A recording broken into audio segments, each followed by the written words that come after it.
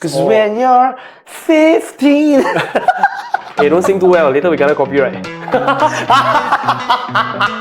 I always see everyone unique in their own way. Never view them as a competitor. Because you have 10 friends, I have 10 friends. As long as we have the heart for collaboration, we can go far. Simplicity is the key to building your brand. Why you want to dribble 20 meter just to pass a 5 meter pass? You know, just pass when you see, keep things simple, you know. Okay, I guess maybe we can start with how you first get into music lah. Okay. Yeah. Okay, so hi everybody. Just straight away. Just drink first lah, yo. Yeah. Okay, I'll put one. Yeah. For you. Okay, how I got into music? We start with strong zero. Is soju stronger or strong zero? Soju is definitely stronger. Soju is stronger. Okay, then maybe we start with strong zero. Yep. Why are you not saying anything? She just wanna watch the world burn, bro. Okay, yeah, okay. Fuck you, later you join us. What the shit? Okay. So I got into music. I had a very... Oh shit.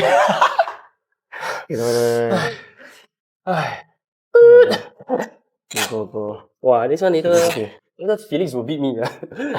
But lucky it's just the ice spill. Okay. Oh god. Okay, so I got into music. Yeah. I forgot how old actually, but like I had a very typical Asian parents. They want to force me to study everything when I'm young. So they forced me to learn piano. So yeah, man. I cannot really like sit still. I think throughout the podcast, you see me, I will start fidgeting and everything. I really think I'm ADHD lah. So like, I don't know how I get. Yeah, I don't know how I did it lah. But I think when I grew older, then when I started doing DJing, learning DJing, then I realized actually it was quite a big skill lah, big fundamental. Yeah. So I got into piano when I was very young. Then I think maybe like 14. Then I keep failing grade 6 lah. Then I tell my mother, I say I cannot already. Then she finally okay lah. So basically go back to like your piano days. You learn until grade 6. Yeah, I learned until grade 6. Then that time also I was playing competitive football. By the way, I grew up in KL, so I grew up in Malaysia. Yeah, so I was a Malaysian. Then so when I was young that time, my mom sent me to a lot of like all these kind of enrichment classes. So piano is one of it. Yeah, I think when I reached secondary school, then I felt like I felt more interest in other musical instruments. So that's why I went to pick up drums and guitar. But then cannot handle everything already. I cannot multitask already. So then I lost a lot of interest in piano already. Then after that, like grade 6. Okay, so last time I don't want to go to any piano lessons. Like I want to rebel, right? Then my mother don't know how will still force me to go on. But I think when I reached Sec 2, when I was still in Malaysia, then I keep failing grade 6, right? Then I think they know that every time they need to pay for the exam again, right? Then they're like, okay lah. Actually, if you fail, you don't know interested already, it's okay. But I really tried my best lah, but I just cannot, you know, because I have this piece. I was taking the ABRSM syllabus. Then there was this piece I still remember. It's called New Orleans Nightfall. Is need to step the pedal and then bro, I do everything correctly, you know. I did everything correctly. Then my teacher just like, not feeling it. Then I was like, you must do like that. Then he do the same thing, everything same, the notes, everything same, need to hold longer, need to crescendo, everything, right? Bro, I don't know why, man, like, I feel differently. Then he's like, I just don't know, like, what's the feeling? Then I'm like, I said, okay, I'll try my best. And then he keep telling me, okay, Daniel, you want to try another piece or not? Like, just practice another piece. Yeah. Then I'm like, I really like this song. Just let me do it because I got the pedal and everything. then right, I really cannot say that. I failed twice. Then my mother like, okay, don't mind lah. You go and play football lah. You. Yeah, because I was playing football at the time. Yeah, I also played competitive football last time. So like, yeah. Bloody hell, like exactly what you said, man. When you play the piece, right, and then they play back the exact same way, right? But then the thing is like there's like small differences, right? That is like very important. Exactly. And I think that's like what's missing in like DJing, which is why like so now everybody can be DJ also. Bro, I'm gonna give you a compliment, bro. I went for your set. I was telling Sage, bro. I was like, wow, bro, this LENERD, right? Like I really learning every second, yeah.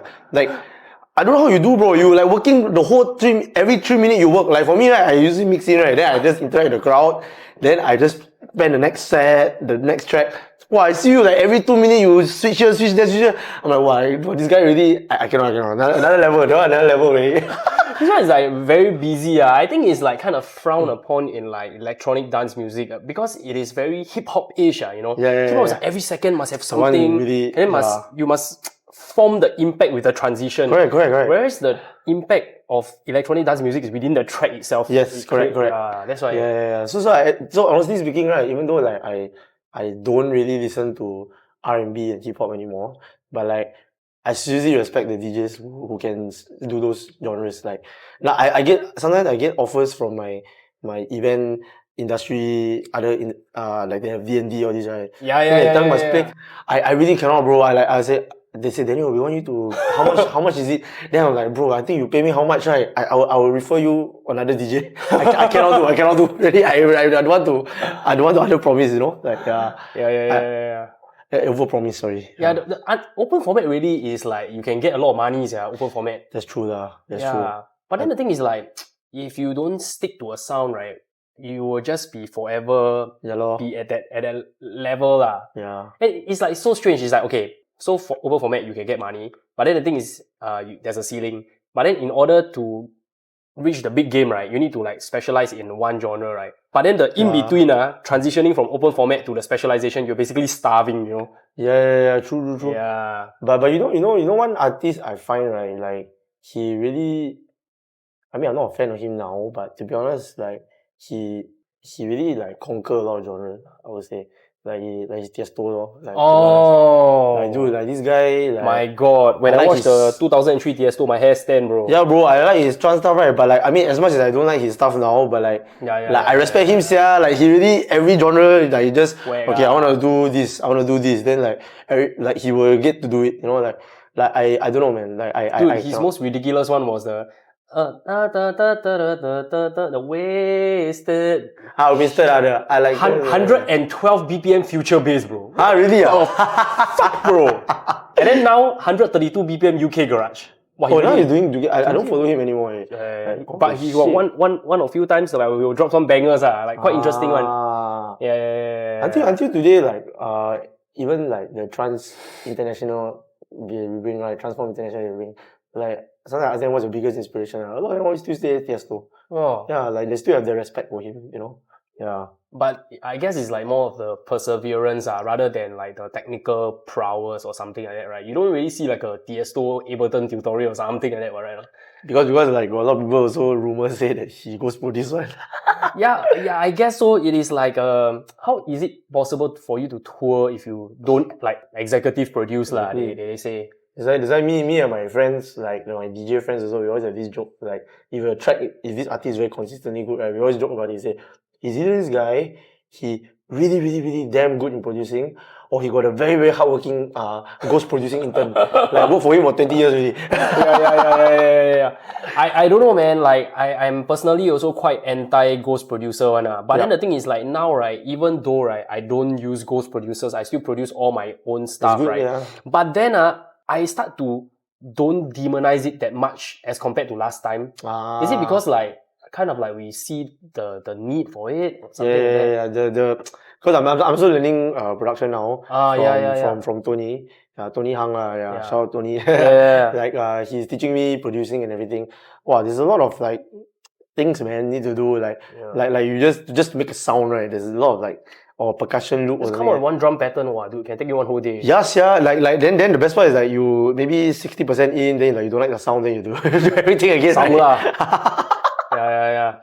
Crazy, dude. Yeah, and coupled with you need to tour, and then you still need to create your own event. Yep. Yeah. So how would it be possible to put all the pieces together, right? Yeah. But then I guess even Taylor Swift can do it. I think we should at least try. Dude, everybody diss Taylor Swift, or like lame or what. Dude, if Taylor Swift can do it, why all the people that talk smack cannot, right? Can tour, can produce their own music, can go play prank on her mom, go Ellen show, walao eh. So I wonder where these celebrities get all their time on really. Yeah. I think also like time management, but still, dude, is it even possible to manage your time that way? Very hard, very hard. You need to pay. Like I heard. I was watching some not documentary lah, some video on YouTube recently. They were saying like all the staff they work under Taylor Swift's company, right? They're actually really very grateful for her. Very, Like, very very a grateful. good boss. Yeah, actually, I mean, like, okay, I'm gonna say something very unpopular, but like, I Yeah. don't follow her. I don't follow Sure. her, but like, things that I know about her, or what the PR team say about her. I mean, is because like, you are in the staging events kind of Yeah, line, yeah, you yeah. definitely have more behind the scenes yeah, access, right? they all say that she was really a very good person, actually. Like, Unpopular opinion, right? yeah, she actually really cares about her staff. And then like they go interview. But like I say lah, it's either she's really good or the PR team really very good. Yeah. You never know, bro. Or as good as the Grimes PR team. You want to start? That one, walao eh. Hey, fresh off the bat, man. I was like supposed to cover this on like my Revelry HQ episode, but why don't we just go for it, man? You know? Hey, bro, just give up DJing lah, bro. Forget it lah, bro. Just analyze. You just be a professional record box analyzer. Okay, but I think you got more money, bro. Maybe I get more money, yeah. You got more money, bro. Like. Yeah lah, man. Yeah, like learn so many years of DJing, right? And then to show that it's actually pointless, yeah. No, actually, I know, like I say lah, I know, like I look up to you as a open format DJ. I think there's like way more things that I haven't learned as a DJ as well. Yeah. But like I can have the audacity to say that I feel offended because when I read the Grimes statement say like, I should have analyzed my track in the future. Like, what the shit, bro? Like, you need to analyze your track if you're a DJ. Or just use virtual DJ, simple. And I think people wouldn't be so angry, right, if it's not Coachella weekend. Oh, like yeah. if you play in Singapore and then you never analyze your track, okay lah, whatever lah. Whatever lah, they just toxic comment for 1 month, 2 months, no more already lah. Yeah, but you this one will be for a while. Wow, I don't know, man. Like, but okay lah. But how do you feel as a DJ? Actually, I never really care lah. I just suddenly thought of it and I'm like, let's talk about it, man. I actually haven't processed my feelings yet, no, to be honest. But I know that the Revelry group chat, right, went havoc for like maybe a couple of hours, man. People just, piang, you know? Because the first few people that came into my mind, right, all my friends were like open format DJs. Like I thought about you also. I thought about like Tony lah, all these like other DJs that like I know also I managed before. I was like, oh shit, man, how would they even feel, man? If I really feel like that, I think they confirm damn sort, I tell you. Like, life is unfair, man. Yeah, but then because DJing, I would say after DJing for 15 years, right? DJing is like cooking, right? Yeah. Everybody can cook, what? Instant noodle also considered can cook, ma. Or you cook like 佛跳墙, Buddha jump over the wall, also considered can cook, right? So the barrier to knowing how to DJ has been brought down significantly, where there's a lot of people can learn how to DJ very easily, like almost like within a month you can mix a song already, you know, or maybe 2 weeks. It's technology as well, you know. Yeah, so how in this day and age can someone stand out? Stand out as a DJ? Yeah, yeah, you know.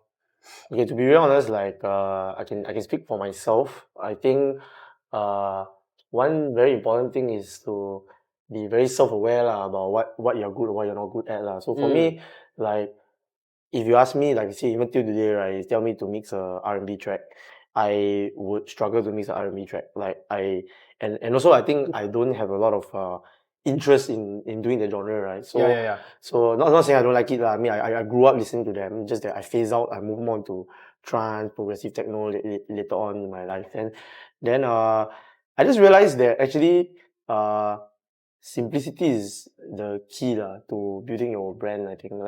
I came across this statement from my poly friend. He used to stick it as his laptop. The Bruce Lee statement is like, simplicity is the key to brilliance or excellence, something like that. And actually, I still live by it till today, man. I realized, because when I play football competitive last time also, like my coach always scold me. He always say like, why you want to think so complicated? Do too many joga bonitos. Yeah. He always like so shout out to Coach Rafi. Like he used to coach me in RP. Like he always say this to a lot of people who like to hold the ball very long. He always say like, why you want to dribble 20 meter just to pass a 5 meter pass? You know, just pass when you see, keep things simple, you know. Yeah. So I think I realized that this kind of translate to my professional life when I start working, like I do events and everything, right? I realize like sometimes, someone can be very good technically, but like the creative portion is what defines you, lah. So that's what I think. Yeah. Okay, wait. So you say simplicity, right? Because I quite agree, but I need to know what you mean by simplicity. So Like example. Yeah. okay, so like let's say I can define how my sets are lah when I'm doing a electronic music set, right? Like I usually would uh treat it like a place to impart what my style is, and at the same time also make sure I'm within the theme of the night. So like that's one. So that's the creative side, right? And then mixing, I just want to make sure that for the tracks I want to play, I know how to basically mix it around together. So I don't really use a lot of the effects and everything. Like in fact, my last set with Paul Denton, right, and also another set that I opened for another international artist in November last year, I didn't use any like effects at all. Like everything was just the up down volume and the EQ. Because I think like I don't know, I feel like people, okay lah, but also comes with the target audience lah. Like they come there for a more emotional journey, right? So I didn't want to go too much of the effects and if I'm doing hard trance maybe, but like even if I do hard trance also, like I just cut then like the next track in, that kind of thing. So it's not, that's the simplicity I talk about lah. Because like I think there are a lot of DJs that I've been to their nights and everything. They like to play around with that a lot, and even sometimes like the venue owner also will tell me like, play too much with the effects and all that kind of thing. And then sometimes the venue owner told me like really experienced guys in the scene also. And so I learned this lah. I picked this up. Then I realized that like actually how to stand out as a DJ is really just to focus more on the creative side lah. Yeah, I think that's more important. So it defines who you are. Then the technical part you can always learn along the way. Yeah, so I think lah. And so to your simplicity point, right? I agree in a sense that like you should keep it as pure as possible, right? So that it can be more sustainable. Like for example, if you are hired to do a club show, right? You're supposed to prepare your set and then you're supposed to promote the show, right? But then the thing is like if you start to prioritize too much, right, on promoting the show, right, then you end up become a promoter and you're no longer a DJ. Yeah. And then it's like, can you keep this up the next show? And then maybe 5 shows down the road, right, you're probably not doing music anymore already. You are like a promoter, 5 seconds with everybody. That's the challenge I find. Like a lot of artists, they just want to chase after there's this high that you're chasing, right? Like, you get more gigs. Yeah, good for you. But like I've spoken to some of my friends also, like that. Yeah, they get more gigs and everything. But I always tell them, I say like, but what is your style? What is your specialty? Then you define that, right? Because if you suddenly do a drum and bass night. Holy shit, I can't believe I'm finishing it. Yeah, bro. Suddenly you do a drum and bass night, then suddenly you do a techno night, suddenly you do a trance night, then suddenly you do a progressive night. Yeah, but like, do you know your style yet? Because like, for me, I can do a techno night also. I can do a techno set, I can do a trance set, I can do a progressive set also. But like, I know what's my style within these three, Yeah, so I think to answer your very first question, like the main question, like how does DJ define itself? Yeah, I would say really you need to focus on the creative side also. Yeah. Creativity. And what about like set planning? Do you like kind of like pre-plan it or you don't plan or in the middle? I'm challenging myself to wing it for local nights nowadays. Yeah. But for important sets, I still plan. Especially if I'm opening for international artists. Yeah. So like for last November actually. Yeah. So I've been doing Transform for like 4 years really, right? Under Last One Standing. But like it was only last year I actually had my first time opening for international DJ. Because like I opened for this trance artist called Purist lah. It was in November, and then like I took like 2 weeks before the event to plan, man. Yep. I was on my virtual DJ at home. Then I just plug it in, plug out, plug it in, plug out, you know, the kind of thing. Then I was just like really seeing what really defines me and everything. And I was really happy everything went well. Like it was one of the most emotional sets that I've ever done. I won't really forget that set. I don't really go for a lot of trance gig, right? But then when I go for that one, right?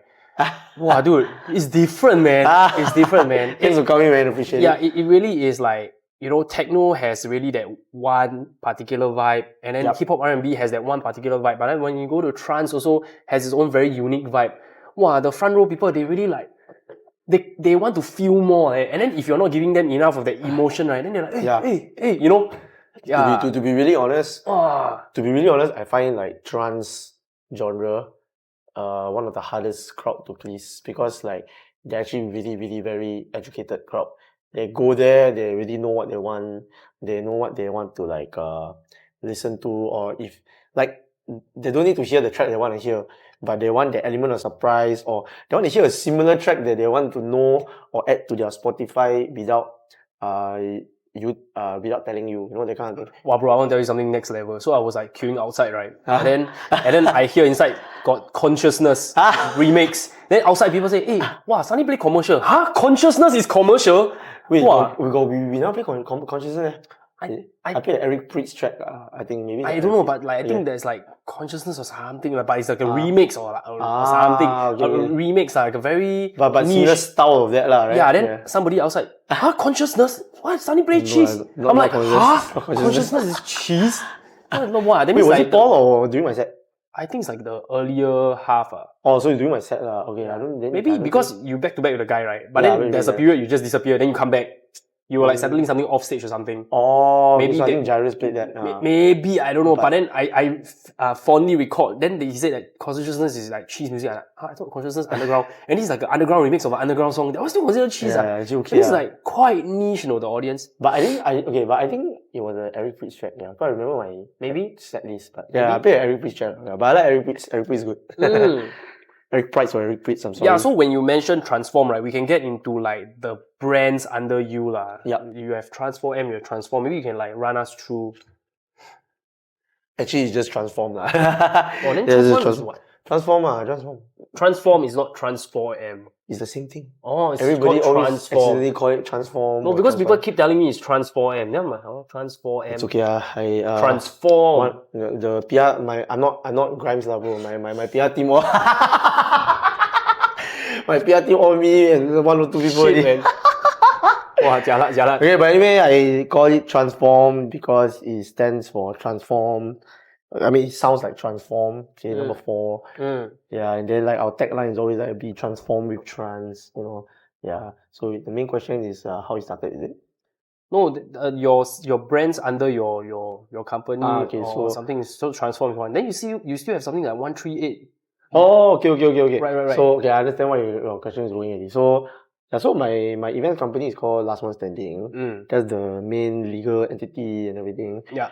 Then below Last One Standing, last time, actually I started it with 2 of my good friends. They're not with me anymore, but you know, they always still wish me well. So shout out to Cheryl and Heikel, yeah.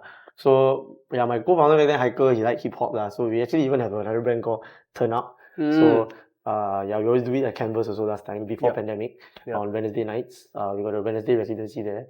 Then we target more the dance people and everything lah. So the one is really hip hop and everything. Then then we closed it down because pandemic. Then we didn't have time.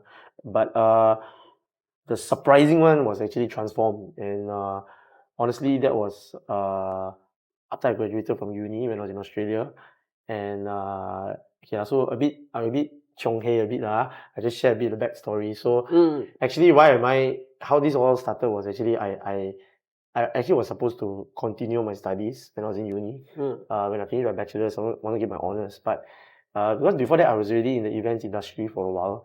Then like I think that's when I realized I'm actually an entrepreneur by heart. So I keep finding problems in my industry, like what's this issue? Then that's when I actually kind of founded an idea called Deets. It's a event tech platform that I wanted to do. It's like it's like basically like a Grab for events like that lah. Then you can find vendors. Then there's also the software side, like your logistic list, program rundown, or like cloud sharing of the program. I thought of this idea. I thought of this idea. Then I came back. Then I pitched to Cheryl and Heikel. Then I told them I said like, hey, shall we try it? Yeah. Then that's when like we started Last One Standing. Because back then, Last One Standing was just like a passion project. We do like all the entertainment event. My very first event, not trance event. My very first event was beer pong competition. Oh. Yeah, I did at Penny Black. I did at there's another pub called McCadigans and everything. So yeah, then after I went to uni, so like I put that on hold. But the brand was still there, Last One Standing. So I came back. I was like, okay lah, just keep it simple. I just continue on with Last One Standing. Then that's when like because I'm not like a son of a millionaire or billionaire kind, so I don't have money up front to drop from the sky, right? So we decided we said, should we try to raise money from investors or try to go the startup raise money route, or should we try doing events and then we earn money from there, then we try to invest into the app. Then that's when that time I was going to go back to Singapore already. Then I was in Australia, I still remember. Then this very burning feeling is like, hey, then you like trance music, right? Like, how about just start a community? It takes time to build also. Then by the time maybe when your app is launched, there can be like one of your strong community also lah. That it's just like I don't know. I got this from like like some health, all these like 2XU, all these New Balance, right? They always do community building. They used to like do like run groups and everything. They always do this kind of run groups and everything. So same thing. I was like, okay, let's do transform then. Like start a community and everything. And then this group can be like our first test bit users also for the app and everything. Yeah. So that's how Transform started back in 2018. And I just added anyone I know that listens to electronic music, not even trance music, just electronic music. Just add them. My Australian friends also I add. Everyone I add just chapalang only lah. Then from there, that was how Transform grew. Then I think when we reached 200 members the time on Facebook group, then that's when The Underground the time was still around. Then I was like, hey, like, should we try doing it? Then they said, okay, just we give you a slot. Then we were like, okay. Well, then I was surprised, man. Like the night was like 200 plus people showed up. Then I was really happy to see like the whole Facebook group come in. More than that, yeah. So the day I just me and my team is like, you want to join our group? So that's how hustling. Yeah. Then after that, like back then I really got a shout out to Tony and also one of my partner. He's not with us like actively anymore. Brian. He goes under the name AirTouch. Back then they were like our first few resident artists, and they've always been happy to be underpaid by me to do gigs to grow the community. I'm like, bro, sorry, bro, I really don't know how much like I can pay you, bro. If the night do good, I pay you better. Then like, okay, can we do together? That's also we grew from there. Then I think when the brand started to grow a bit better, this is like late 2019. Then that's when like we came out with this concept called Beyond 138 lah. So Beyond 138, you explore the harder, the more driving side of trance and everything, more energetic kind. Because like trance have a lot of that feel good, uplifting one. Then so beyond here we focus more on the energetic one, and everything. Then pandemic happened. I spent a lot of time with my company to focus on the app, plan the app and everything. And at the same time, the Transform community was the surprisingly strong community that supported us. They're like they interact with us a lot. Then we have a Telegram group and Facebook group and everything. So we talk a lot, and then we also meet up a lot of times like within the allowed packs and everything, right? Right. Meet up to catch up and everything. So that's when we started Euphoria. Euphoria is an online radio show. Then we just try to promote the local DJs, and that was my vision also at the time, because like I was like, okay, pandemic, I don't know how long it's going to happen. So why not let's just take this time to give as many opportunities to the local artists to build, have a platform to build and everything. And then like we also just give a optional donation link lah. You just want to donate to our radio show and everything lah. Yeah. So that's how Beyond 138 Euphoria started, and then that's when we thought to ourselves like, are we ready to actually bring international artists? Yeah, so that's when Transform International came about. Mm. Yeah, then Beyond 138, we also have a side, like a spin-off lah, Beyond 138 Dark lah. So that one is usually we made it like a yearly Halloween thing already. So Beyond 138 Dark. Yeah, so we explore the darker stuff and everything.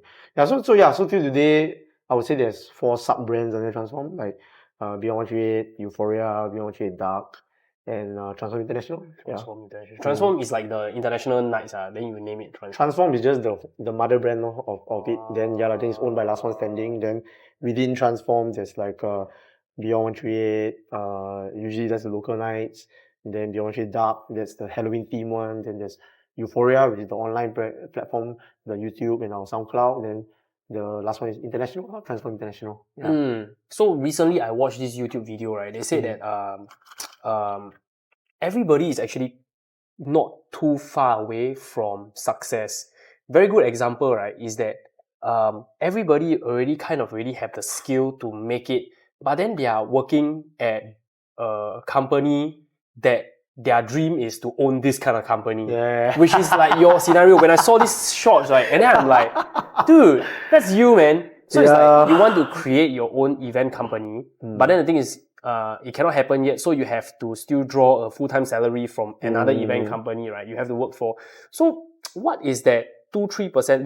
Because the comparison was, right, the monkey, right, and human, the chimpanzee, the DNA is like 2-3% different. Then you get human, the intellect is like so much greater, right? But just a 2-3% difference.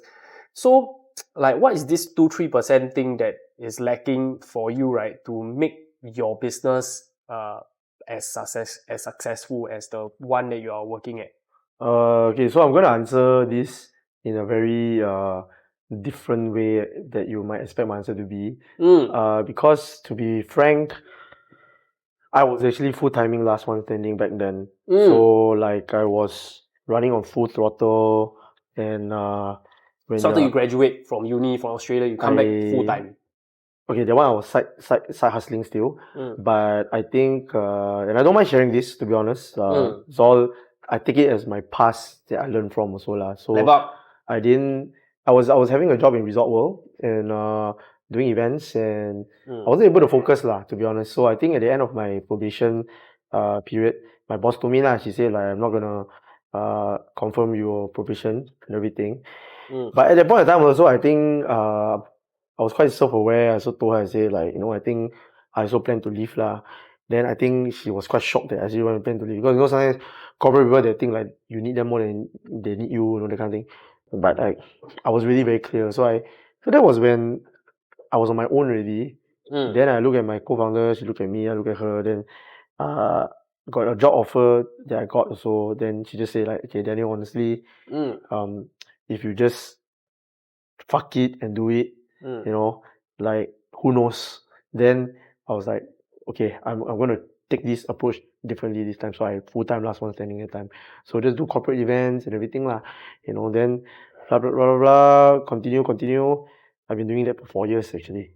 Then until 2022 was actually the worst year of my life, if you ask me. Like, kind of COVID.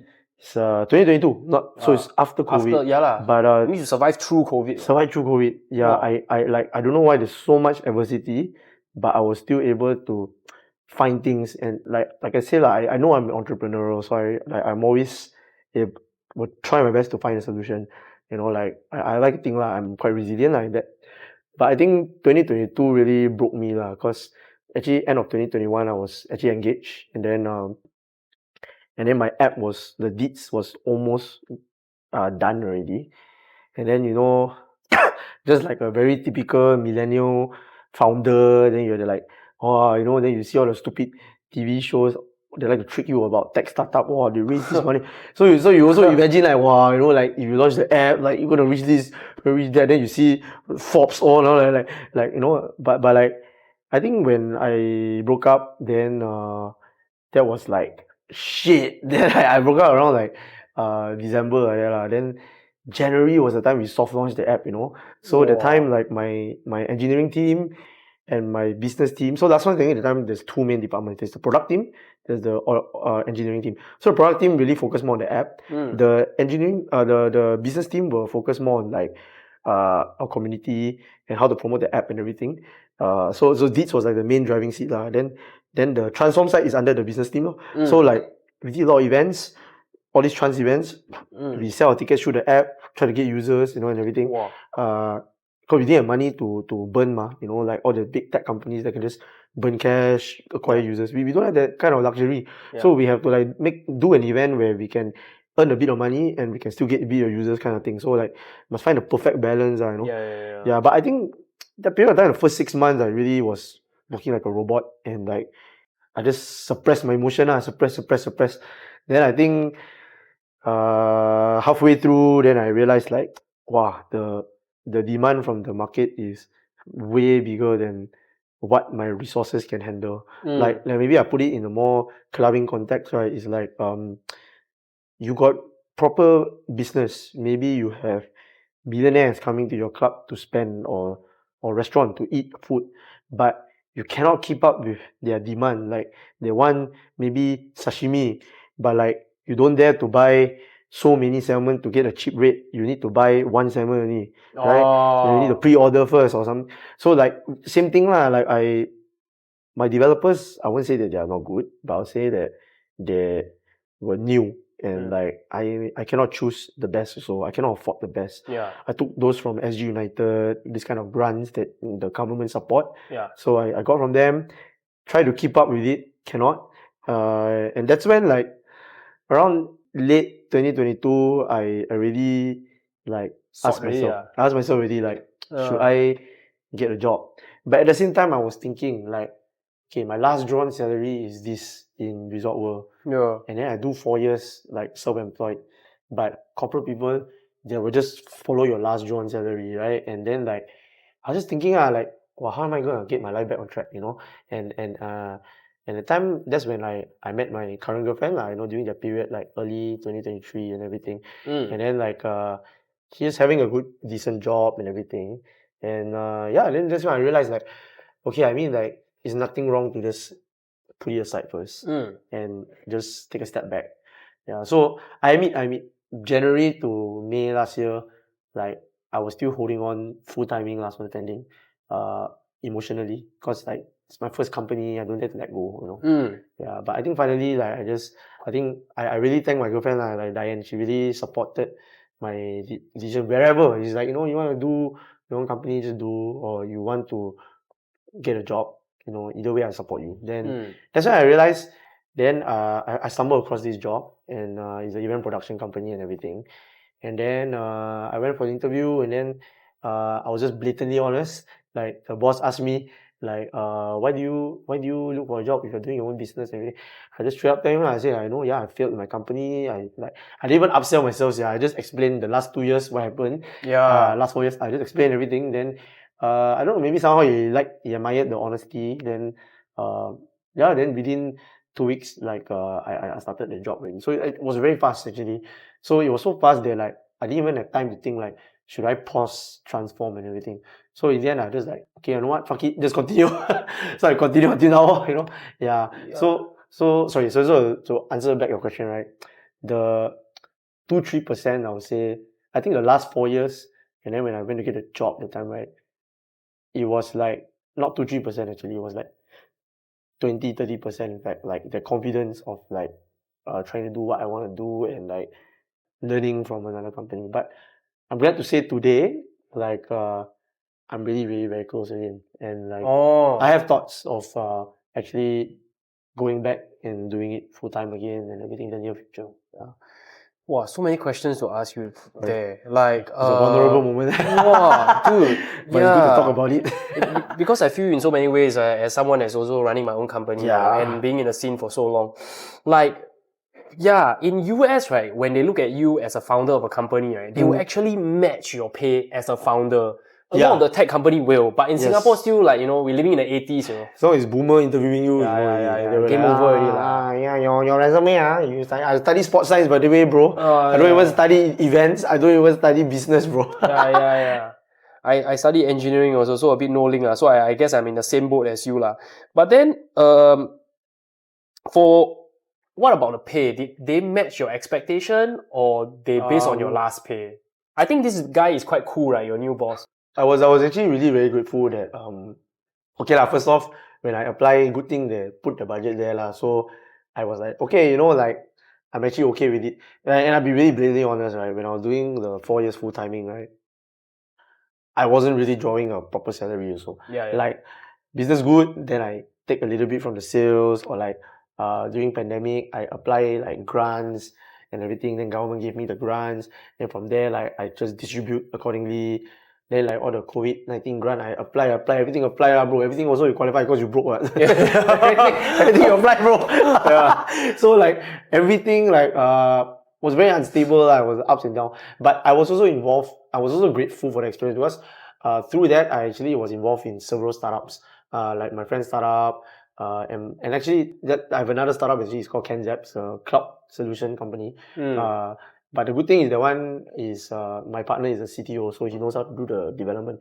My problem about this was we didn't have a CTO, you know, because if we had, we probably would have reached somewhere, you know. But yeah, anyway, like I was getting my income from part-timing here, part-timing there, or like helping my friend's company do product marketing and all this kind of thing. Yeah, then I even went back to school in pandemic. I go to SG United. I go learn software development. You know, I go learn, so I understand my app a bit more and everything. So like yeah, so I think that was the toughest part, because when I go for interviews, like they ask me what's your last drawn, right? And then sometimes some companies they'll ask you to provide referral, right? And they might call the HR and verify whether this is your last drawn and everything. Yeah, but the tough part is like my salary is like this, right? But it's like a combination of a lot of different gigs I'm doing. You know, like you mean the last one standing full-time period? last one standing one, then like the period, then my friend's company, then like my other startup. So like it's a combined income, you know. Then freelance or freelance. Then so like, but they always want us, if it's a boomer interviewing, they still want to like base off something, per right? month or something. Yeah, and CPF. they will base off one company. So like, yeah, that was a tough thing. So that's why I'm really glad when I joined this company. Like, he really didn't judge like what's my last join. Like the HR asked me lah, but like he just put it for record. But like, I think he just focused more on like my personality and everything. So yeah, so like, ever since I joined, then from there so if you ask me whether I feel underpaid or overpaid, I think through that 5 months I told you, right, when I was holding on to my company, I learned a lot of things about mental health that period actually. Then I just learned that like life is, your happiness is a perception, right? And like you just it's depending on your expectation, bro. Like so actually when they offer me, I didn't even negotiate. I just like, okay, I signed. Then like I just need to start. I just want to learn something. Go, you know. Yeah, I don't want to go back and forth, ask for this, or think or feel insulted or what. I just go, you know. Then that's when like now I got back the confidence until today, lah. You know, yeah. How many years have you been working in this company? Yeah, so it's last year only. Oh, 1 year only. So like not even 1 year yet. I joined in July actually. Wow. Yeah, so yeah, but I'm already thinking of trying out the entrepreneur game again, lah. You know. Yeah. Wow. Yeah, I guess in an entrepreneur's life, right, is a life of uncertainty, man. It's a life of and uncertainty. you seriously need something to ground you, lah. Yep. Like, you know, be it like a relationship or like I agree. a monthly salary. Yep. Or something like that to kind of like, you know. So what's the difference between the current company that you're working at, the current success that they are having, versus the like your own one? Like, what are you still lacking? Is it like a knowledge or a connection or a funding or something like that? I think it's resources. So I think the good thing about the company that I work in, I believe both of you understand also, is a lot of equipments we own it. So when like clients want to press you for the price or what, I mean, you own the equipments, so you can negotiate and you can customize your package. Yeah, but back then, last one standing, we are quite OPEX, like operation expenses kind. Like, we don't own a lot of equipment. We just have very close group of partners. When I do corporate events, like very close AV partner, like very close lights guys, like very close cameraman, those kind of thing. Part-time manpower agency or what. Yep. And then like you are at their mercy lah of like a partner's rate lah, And then from there you have to mark up or you have to charge the management fee. Yep.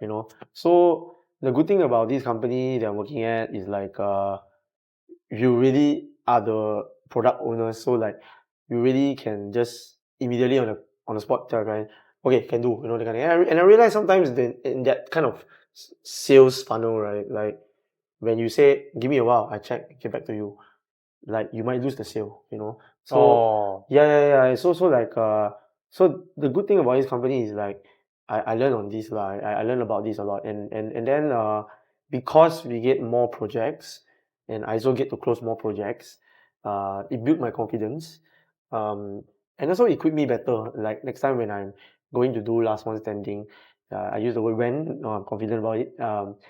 Like I will know what to talk to the clients lah and everything, from what kind of music you want to play to like how many speakers you need in this ballroom, to stage, like do you need any lights, that kind of thing. Like I know how to talk to them better, and it's really the thing that I learned a lot lah. In this business or this full-time job that you have, right, your role is like a sales role, is it? I'm doing so like cause it's SME, so so I'm hired as a BD manager lah. But to be honest, cause I got event background, right? Yeah. So I BD plus project manager lah, chapalang lah, Yeah, everything. So usually the sales cycle is like you close the sale, then you hand over to the project team, then there will be a project manager for the event. But for me and also some of my colleagues who have event experience, like we are the BD, we are the account manager, and we are also the on-site project manager. Like I'm going to Malaysia in July and Bangkok next month, like cause I'm the project manager. Like so it's a bit of hybrid, but which is something I like too, because if you see me during my event, the last event also, right, like I also like to meddle a bit with the ops, like like be on the ground and everything. And I realize also when I do that, I think my team also enjoy it more. Like rather than me just do PR, drink, get drunk, then like hey, but like I actually go around like help the team around, and like I think they like that also lah. It's like an owner responsibility lah. Yeah, I think you need to know your shit. If you don't know your shit, like it's hard to get the team to like respect you. So that's what I find. I guess that's the benefit of like started from the bottom lah. It's like because you don't have money to throw, right? So end up you need to invest a lot of your manpower into the bottom up approach. So when you were describing, right, the difference between the current company you're working at and the company you're working at, right, the difference is the resources, right, and like how cheap you can quote a client. I guess that is like a very what do you call that? Not cheap lah, but flexible flexible. Very what's that word? Very significant, I would say. Is it the word significant? But it's a very prevalent, prevalent thing in Asia. In Asia, right, we are just constantly playing the pricing game. So recently, I was watching this branding video from The Future. I should recommend everybody should watch The Future. FUTUR without an E, right? It's like a branding, marketing, sales kind of channel. They teach you how to brand and everything. Okay. And then the founder, which is this botak dude, right? He said, right, can you name me a brand, right, from the West? Very easy, what? Burberry, Chanel, whatever. Can you name me a brand in the East? Thinking about McDonald's. McDonald's, whatever, But can you name me a brand from the East? Grab! Yeah. Grab! But then the thing is like, it is like not so, the name is authentic. Like, it's not that big. It's not that, wow, Correct. Because we are constantly fighting who can be cheaper. That's the whole Asian thing. And do you ever think that there will be a day where we can like be comparable with the West in a branding game? There was something you said about it. Yeah. In all of my Asia's defense. But to be honest, right, I think, and I really take pride as an Asian to say this, I really think that if you can do a business in Southeast Asia, you are a fucking legend. because I mean, Samsung did it, what? exactly because like you think about it, right? I think Asian culture in doing business versus Western culture in doing business, very, very, very different. And like I was in Australia for a year when I was doing my uni. I can really testify to that. So is Australia west or east? Okay, I mean, They are Westerners in Westerners the east, The Westerners in the east, Okay. Like, they all are just complacent. They are very, very, okay, I won't say complacent, comfortable. Like, Or the west, more laid back. okay, yeah, they say, yeah, we go cashless, we do this, that. But like, yeah, my university, I was working at the Asian restaurant, everything. They always like, oh, pay pass. Then like, I was there for a year, right? Then I didn't come back to Singapore, So I was like, oh, okay, like, all right, no, Angmo people very cashless or whatever. Then I saw they accept Visa and Master and Amex. I come back to Singapore, got GrabPay, Alipay, WeChat Pay, don't know how many QR code, got PayPass. Then I'm just like, no man, like the reason why you so in Asia's defense, right, I would say the reason why cannot hear a prominent brand, right, is because I think it's really a red ocean now. Like everyone is really fighting with one another. Like the competition is really here, Whereas in Western world is like, except for California, I know like Silicon Valley, but like Western world, right, like you just need to find a kampong, find one problem there, you start one startup there, I tell you, come on, get one, bro. Come on, get one, bro, just me. So it's like, in the West, if you start something, right, then people will be like, okay, support you. Yeah. But in the East, it's like, they start something, hey, I also want to start something. Exactly. You know, it's like the scared loose. Very capitalism, very capitalism. In Asia, is the scared loose face. Yeah, correct. And then like, if you notice, right, all these brands last long also, right, because I find wait, all these brands as in the West or the East? The West brands, they last long, right? Very long, yeah. Like I say, the Westerners also, I find like they're very comfortable with it. And they don't want to just do something. But I think Asians in general, we are more ambitious. We are like, I want to do something, I want to try it, that kind of thing. Whether I want to be better than this brand or not, or like I want to create my own identity. Yeah, I'm ambitious about it, like, yeah. For me, TRANCE4M, I never want to be better than anybody lah. I think everyone is special in their own way. For me, but I want to create my own identity. So I decided TRANCE4M, yeah. With everybody trying to create their own thing in Asia, right? Is there even a capacity for people to work with each other? Because I create my own thing, you create your own thing, you create your own thing, everybody create their own thing. I think all it starts is the extroverts. Oh. Okay. I am an extrovert. I know, like, if I say I'm an introvert, the comments will all school me now. I am very extroverted, but I'm willing to like take the first step to suggest things and talk about it. I'm happy to collaborate with people and everything, and I think that's what makes people feel. And I think like you also have to think about the image of you're setting yourself and the organizer. You're setting for the organizer also. Like honestly, like 4x4 the day when I came for your gig, right? Like I know the 4 people that started 4x4 also, right? Like I know them personally, and like I told myself also, like, if I come down, like, what do other people see? Other people also will know, like, oh, the scene is supporting one another, right? And then also shout out to Ruben, like he was always pull his group of people to come for our events, like that makes the trance people also go like, hey, got techno people coming to these nights, so then we are proud about our genre, that kind of like. But I think like so I do encourage this lah. Like I think like collectives, we should go like unless you have a gig also, but like if you can support, try to go and support, because like Singapore community is so small, like you build it, bro. This is a very good point, because recently, right, I was speaking to Evan Low, right, the guy that wrote the National Day Anthem and working very closely with Benjamin King one, right. So in the comment section, got let's see,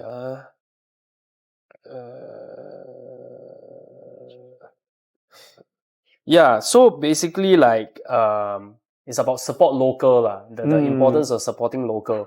But then the thing is like somebody commented like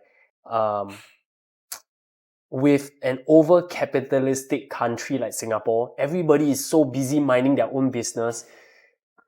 it's hard to expect your Singaporean compatriots to come and babysit your dreams to success, right? Like AKA to come down and support lah. Yeah. So it's so difficult to ask people to come and support. And I guess people only have like so much free time in Singapore, very little free time, and they just want to catch their favorite international act. And if you're doing like an all local show, right, how can you expect people to come and support, you know? That's why I think like it's also a difficulty I face with my own events as well. I can empathize on that. Yeah, we talked about it the time during my night. I think one of the biggest, okay, I think I have two main points lah for this. One is the importance of community building. Like I think I'm in your revelry group also. Like I think you guys are doing community building stuff. Honestly, even what we're doing now is consider community building also. You're giving a community something, you know. Like it's important to give them what they wanna see also. That's one. Secondly, I think is also about okay lah, you know, like when you are single, then you go after the girl, the push-pull concept, you know, that kind of thing. Same thing also though. I feel like if you know when to care about what they want, and at the same time, if you know when to not care about some of the unnecessary requests they want, but like continue to build your identity, that will make them kind of gravitate to you also. And then like from there, it builds an identity, you know. That I would say, okay, like I told you earlier, right, I never studied a single business module. I'm always a science student when I was in uni and RP. So when Cheryl was still my co-founder in Last One Standing back then, she was actively with me lah, you know, the time full time. And actually the biggest takeaway I learned from her, because she was a business student, the biggest takeaway I learned from her is like branding. She said like you need to have branding, and branding is like a very, very emotional thing. Like it's not a logical thing. Yeah. You don't know how to project it, you know, but like you need to build that identity. You need to build that identity. You see the long-term growth. Like Apple is one good example, right? Yeah. Like Microsoft dominate the whole 2000s, right? Yeah. Then suddenly when iPhone 3GS came out, boom, that's over. it, game over already. Then everybody do touchscreen phone. Everybody have calculator on their phone. Cameras are in your phone now and everything. Like wow, I still remember the period where the first phone got camera. I feel so weird, yeah. I take selfie at like paise, you know. I know. And then like last time, right, 16 megabyte memory card, you like king already, bro.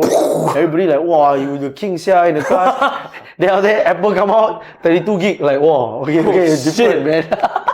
Then now my phone really like 256 gig. I'm like, shit, then iCloud. You know? Yeah. Like, yeah, but I think like, the branding part is so important. You know, like I focus a lot on that because like last year, Ruben also was part of my team last year. Josh also, like the core transform team at the time. Yep. They give very good ideas, you know, like should we do this, should we do that, and everything.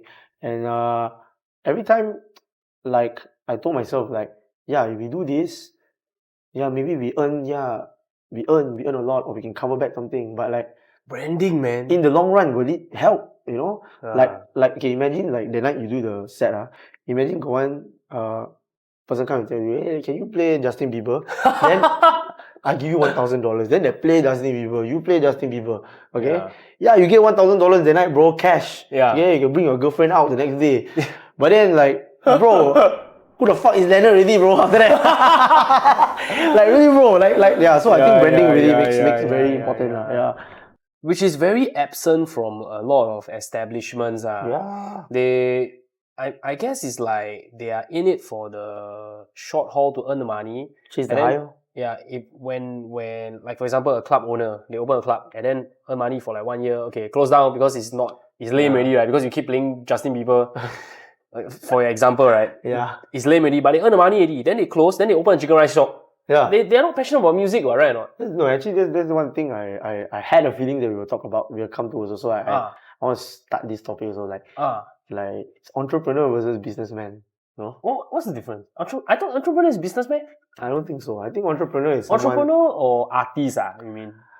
I think an artist belongs to the entrepreneur side. Oh, okay, you know? Okay. Like, I think businessman is just doing what is proven and they just do it. Oh. Yeah, but like entrepreneur, I think they are doing something new that's better than the existing things. and they'll do whatever it takes to make it happen, you know. Create a difference in the world, solve Create the a difference, problems. solve a proper problem, you know. Yeah. So like just now what you say about the guys opening the club, then make enough money already, close, then open chicken rice shop, close, then open purely businessman. Skating shop. Purely businessman. And honestly, even but just they now, make money though. And honestly, even just now you were saying, right, like there are a lot of like DJs, they are just purely open format.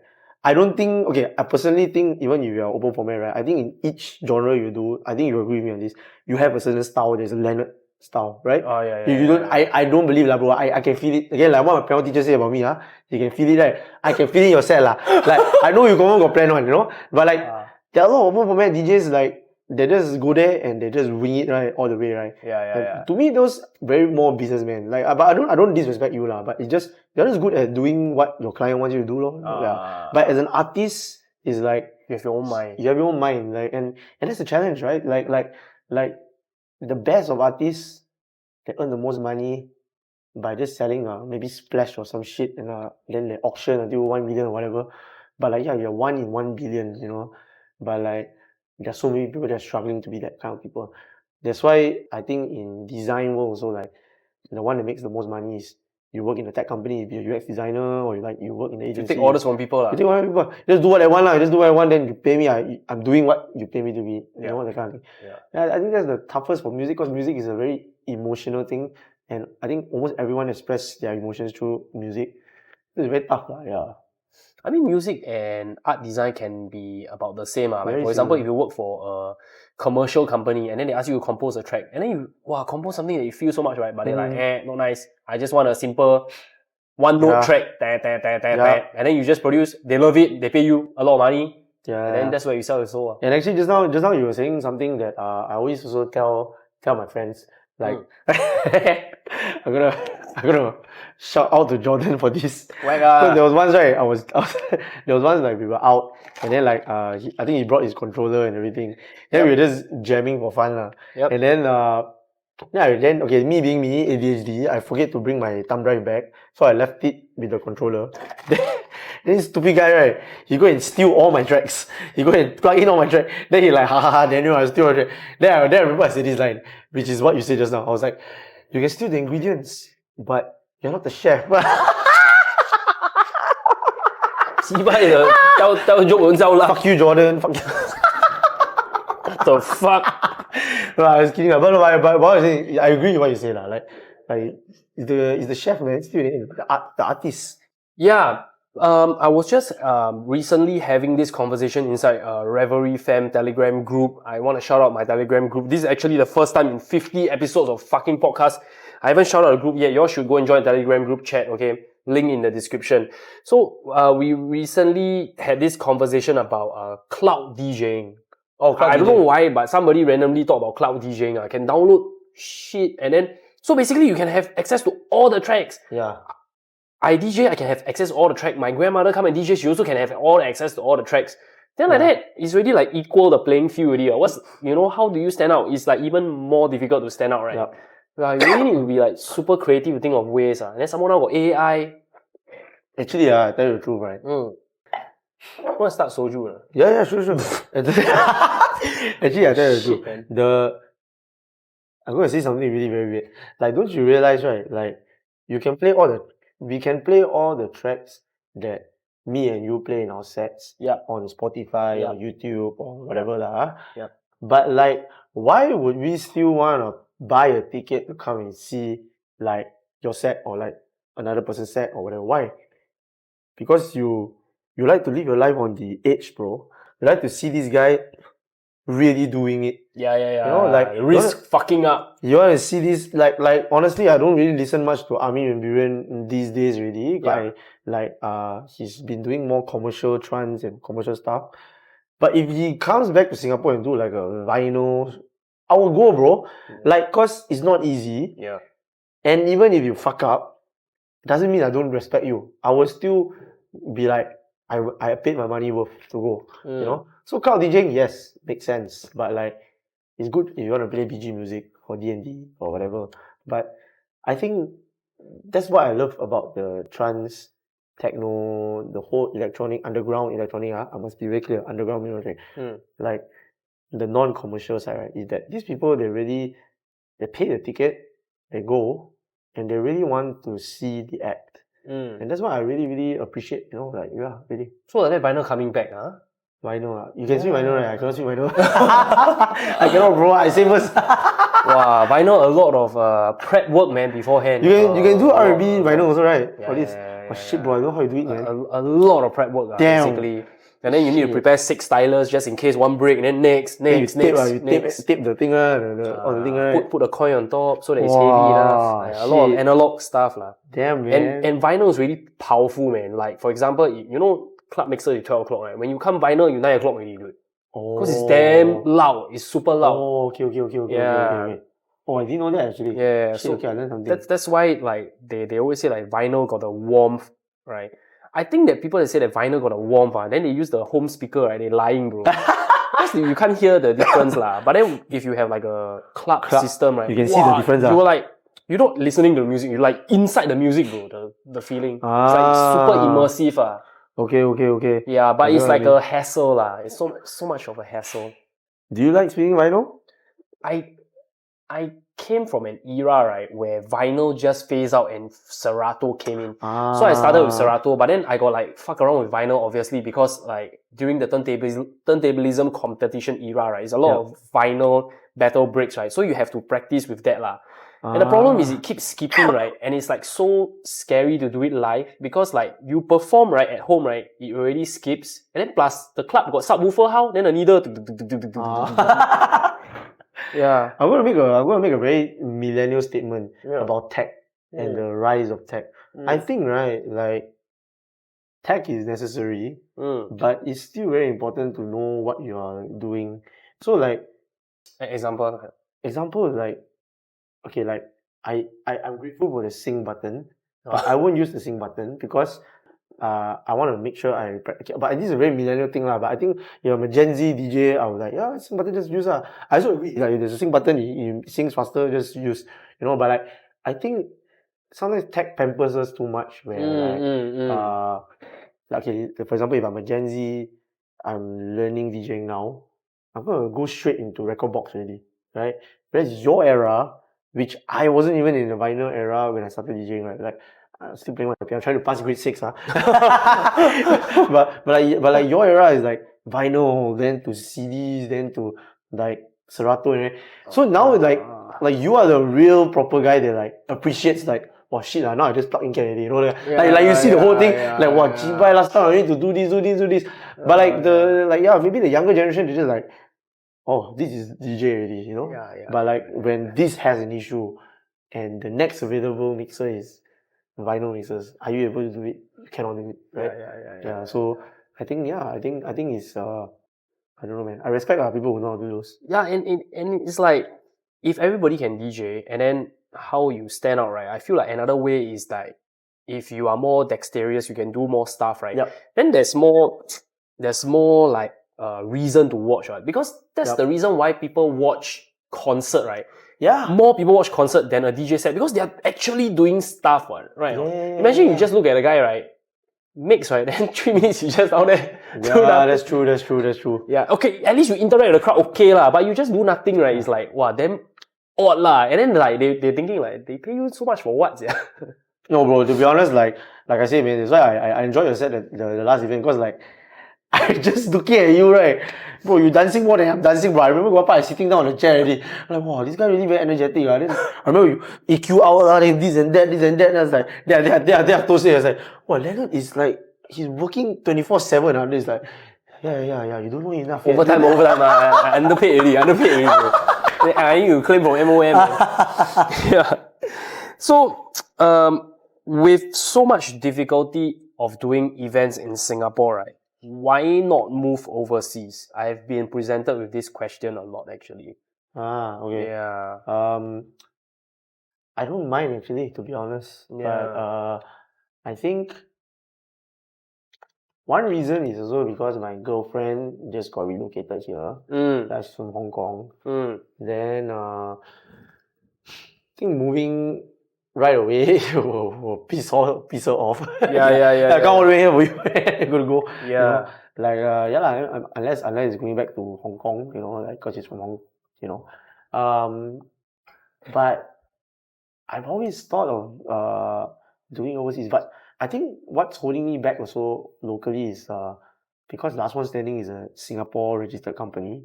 So I would back of my head I would be like, you know, it's a bit of a waste. You still have a company here, then it's also a bit of a waste to go and close it down. You know, so like the best scenario is if I really want to pursue and business develop in a new country with the things that I'm doing now.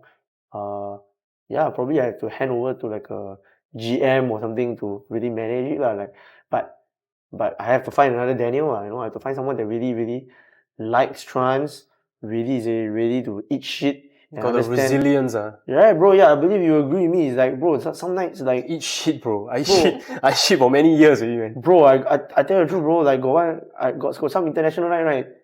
Looks marketing wise, looks so good. Packed. I earn $45 only, bro. After I pay everything, the hotel, the DJ flights and everything. And like, even when the DJ and the agent come and ask you, how's the night? Smashing! You just suck it up, you tell them it's good, you know? And like, it's not that I want to lie also, but like, it is good. Commercially, it's good. To the audience, it's good lah. But you have to understand the unit economics doesn't make sense, man. In underground music, doesn't fucking make sense. Yeah. It's just, you have, so if you ask me overseas, yeah, I have thoughts of doing that. And if I want to go overseas, I think I want to focus more on DJing than event management. I will still want to do both, but like now I think I'm more 60-40. Like I'm focusing more on event management because I'm the boss, right? I need to make sure everything's fine. But you want to go more artist route lah. Yeah, I still want, because there's some also learning production now and everything. Like if I live, okay, for example, if you live in like another country in Asia, like it's way cheaper, right? So you can afford to like make less money. You can afford to spend a bit more time on your passion. So I want to do that. Yeah. Wow, I really so in sync with you, man. Because I really start so many companies, right, and failed so many times, right. Really? Oh, okay. Yeah, and then I am very aware of the problems, which is why, right, like I can not really devote myself to work for somebody else. I have to be an owner in some aspects, because the problems of the world is so apparent to me, and I cannot just be under someone, right, and just like close my eyes to the problems and, you know. Yeah, I'm not like that too. Yeah, but then the thing is, I have so much passion for the arts as well. So I really want to do the arts and identify the problem and tell my problem to someone else. Yeah. So technically, right, we should be the owner, and then you hire a CEO to run the thing. You get what I mean? Yeah. So you can input, and then the guy just do it for you. Do you think as a person you're more emotionally driven or you're more logically driven as a person? Wow, dude, I'm like, like in between. Ridiculously logical.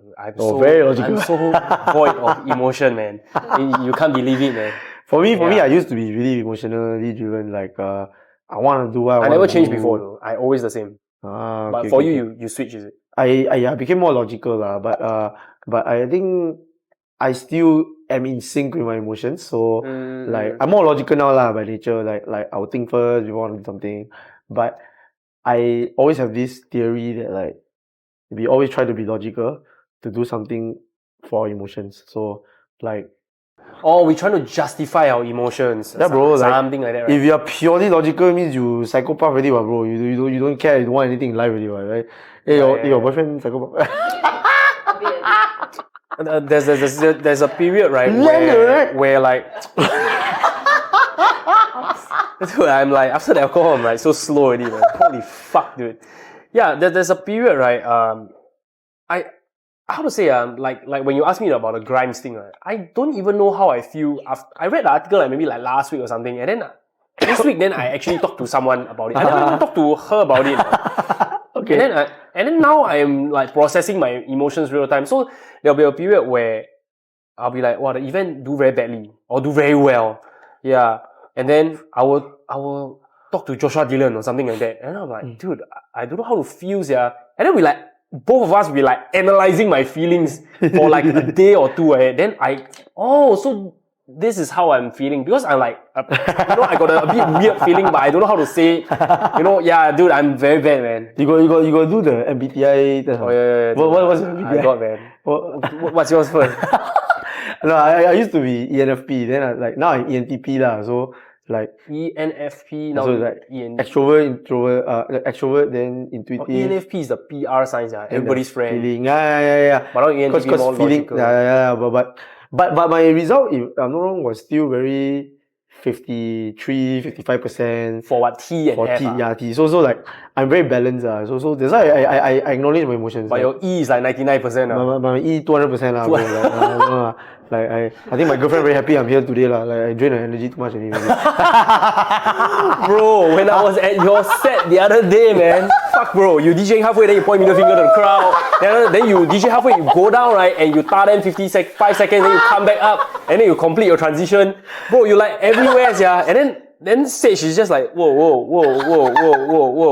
You know what's the funniest thing? Fuck, Sage, bro. you know what the funniest thing? Sage is like 10 times introverted. Yeah. And somehow like opposite attract. I don't know somehow like very good friends. Do you know Sage, right, used to be the first president and the creator of Singapore Polytechnic DJ Club. Yeah, she told me. Yeah. And then I was the you in SP lah. 4th, 5th gen or something with Nash D, DJ Honey. Oh, you came DJ later, Cherish. yeah. She's like the like the creator, dude. And she and her team like brought in Rattle as the first instructor, and then they created a second generation, 3rd, 4th, 5th, She's my rave mother, man. Oh yeah. My rave mother, man. I'm a useless rave son. Stop. She's super into the trance music and like deep rooted in the DNA lah. She's very grounded with the music that she listens to. Like it's a good thing. It's a good thing actually. I think I grew a lot as an artist, as a DJ, like hanging around with her so and everything. Like and okay lah. To me, like I am very open for criticism and feedback. So usually after my set, I like to ask, and I always ask the people that I know, like their opinions carry weight so lah. So like she's one of it that I always ask. Yeah. So if she tell me it's not nice, then I like okay, like me and Tony, we made a remix of a Backstreet Boys track. But trance remix Wow. It was my idea. I told Tony. Then Tony's like, okay lah, nothing to do now. Let's do it. So as long as you love me, I did. As long as you love me remix. So it's you can search on SoundCloud. It's Backstreet Boys. As long as you love me. Tony Hung versus Daniel Ang extrovert remix. Then we want to do they want to do an introvert remix, which is the progressive kind. But the one until now I never do lah. Then I played that in Zouk, right? My first track, I played that in Zoom. Then I remember Sage, then all my friends like Brandon, Charmaine, all that they came lah. Then Tony was handing over to me. So I was like, hey bro, you hand over to me. Make this your last track, my first track lah, you know. Then the moment the chorus come in, right? She comes straight, what the fuck is this? The purity. You can go to the TRANCE4M YouTube channel. You can go and see. Literally, the way I take over, right, you can see 2 girls, Tony's girlfriend, Charmaine, and Sage. It's like, what is this? Then they both like, okay.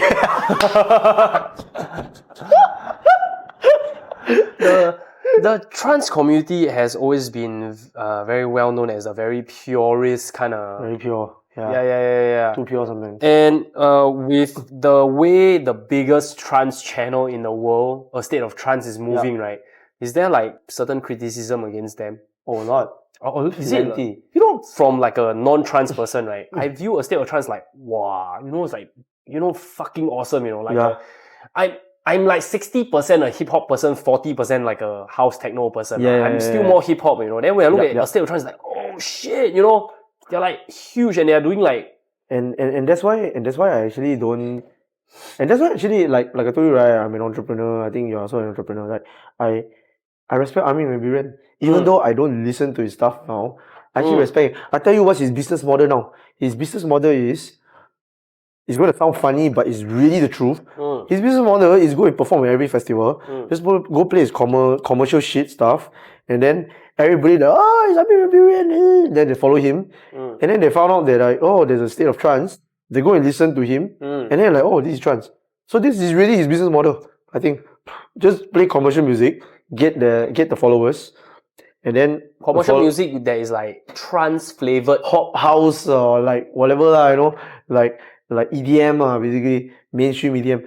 but like they will just want to research on him, right? Then they search army and then straight away you go YouTube, right? The algorithm or a state of trance, or then they just click state of Would you trance. say it's like a necessary evil? Like, in a sense, he's technically helping popularize trance, right? I don't think it's necessarily evil. I think it's Not necessary I evil. think it's creative marketing. It's marketing, right? At the end of the day, it's marketing. Better than Tiesto, who just lives completely, But like, I mean, actually, still like Stay in the trance. stay. That's why, like, I mean, I respect Tiesto as for what he has achieved, but I actually respect Armin more as of today because of what he's still, the legacy that he's still building. Like even Tiesto, he's one of the founder of Black Hole Recordings, right? Like, Black Hole Recordings. so Black Hole Recordings is founded by him and another guy named Arnie or Anesh, something like that. That's familiar. Black It's Hole a trance, Recordings. it's a trance and progressive label lah. Yeah. Very big in the trance scene. So trance scene, I think the big ones are like Armada, Black Hole Recordings, Arjuna. FSOE, Anjunabeats, Yeah, Anjunabeats lah, that one. Then FSOE, But features on the then Black Hole. Tiesto left. When he left trance, he left the label also. So but Armin is like, I respect him like he still does what he's doing, and like once in a while he just my mood very good today, I do Armin only set vinyl, then everybody like trance again, that kind of thing.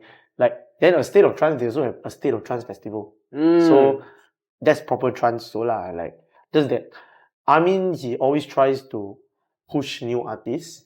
So sometimes new artists, even if they're EDM or what, he just try to push them to their label kind of thing. I mean, I get it. Like Madix is the new edition, right? I mean, I get it. You see, like if like I own a restaurant and I know that you're a good chef and like you are specialized in maybe French cuisine, but I open like a Spanish restaurant, like I would, and I really love your cooking and I really think you got potential, but my only available place for you to shine is this.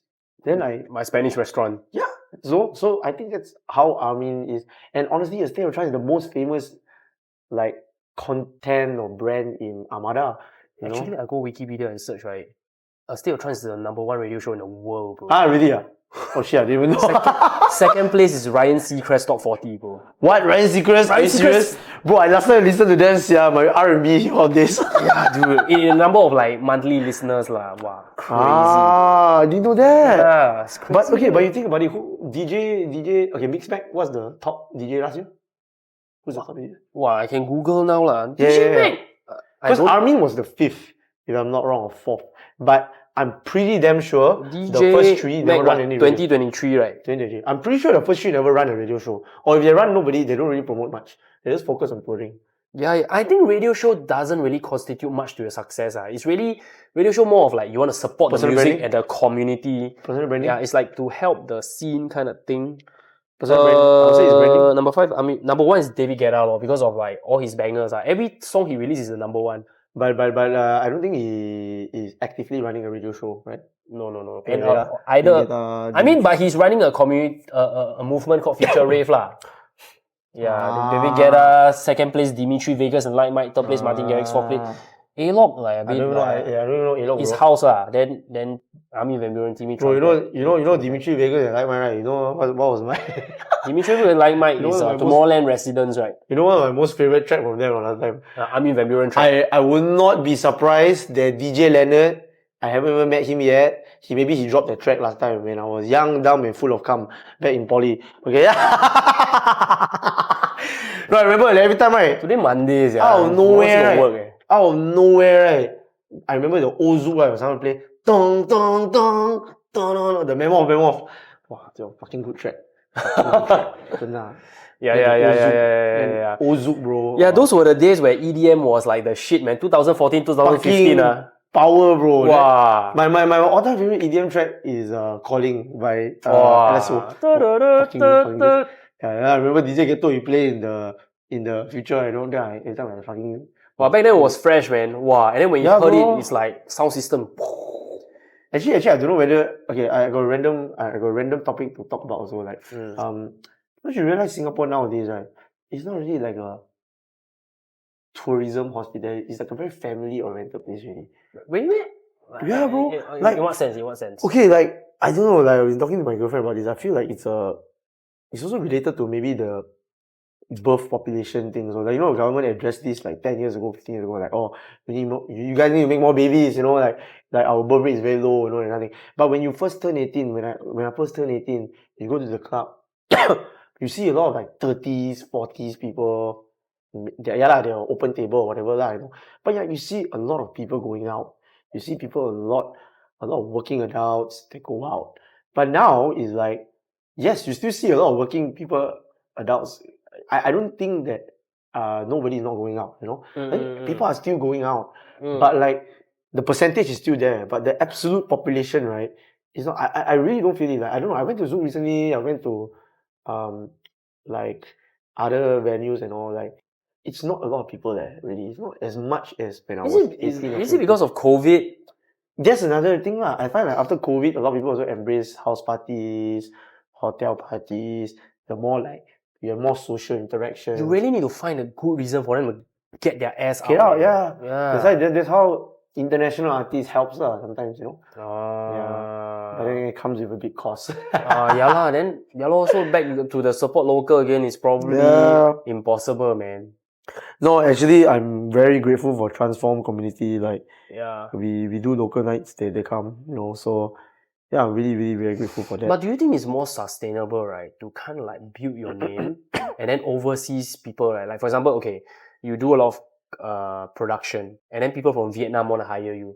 Then after then you play Vietnam. Then after then you play China. Then you play US, play Europe, and then you come back to Singapore, right? And then they'll celebrate you as a local hero. Is that what's happening to who's this hardstyle DJ, the local quite famous one? He always do shows in Vietnam one. What's it? Wukong, Wukong, yeah. I mean, Wukong Inquisitive is just like a recent example lah. We have long ago, we have JJ Lin what? We have Stephanie San what? Yep. We have this guy that's a Singaporean that worked in Hollywood what? But I don't know what is his name. Who, Ronnie Cheng No, that one Malaysia bro. Ronnie Cheng is a god bro. I love Ronnie Cheng. I like his style. Wow, Ronnie Cheng is crazy. But yeah, I think to answer your question, yes man, I do agree. I do agree that so technically you don't need to put in too much effort in Singapore lah. Yeah, if you want to grow, you gotta go outside. Like for tax purposes, keep your company in Singapore, but then like go only bro, all the BD do overseas. Social media is overseas thing or international thing. You post on YouTube cannot not say US people cannot see. That's right. That's why I think like tech is important, is necessary. Yeah. But at the same time we have to always remember that we are using this to build our identity. Rather than to just leverage, do everything. Like I know I got some DJs, they start getting on TikTok. They start getting on, like, I'm not on TikTok yet. But like I just see that like our traction is more on Telegram and Facebook, right? So, and Instagram. So okay, just stay strong there. Yeah. And when really there's a necessary move or like a new thing to do at TikTok, then we do it, you know, that kind of thing. Yeah. I mean, we have a Last One Standing TikTok channel, but we never post anything lah. We never post anything. Actually, I tell you, the power of TikTok is like crazy, bro. How old are you this year? I'm 30 this year. Okay. Wow. I'm like almost 35 already lah. I'm almost 35 already lah. And I'm dude. 20s. Fuck man, I'm 35. I'm active on TikTok. You 30, you're not active on TikTok. Something is wrong with you, bro. Right. No, okay. I watch the videos, but I don't post it, bro. Okay, need to post. Okay, because I tell you why. A lot of my lobang all actually come from TikTok. And I'm shocked, you know. Like, TikTok? You know, I don't really post all my serious stuff, right? And they really come to TikTok for all the stuff. So really now the marketers, right? People that work for marketing are the people that are hiring us for gigs. And they are all the younger people. They are like the marketing exec, like 20 plus years old, right? Their main platform that they use, right, is TikTok. You know, we use Insta Story, right? They don't even use Insta Story, bro. They use TikTok Stories, bro. That's true. Yeah, so I guess it's like a mindset shift that we have to have. Yeah. I agree in it actually. So that's why I told you like the main difference between my company and the day job that I have, right? Like I think main difference is still resources.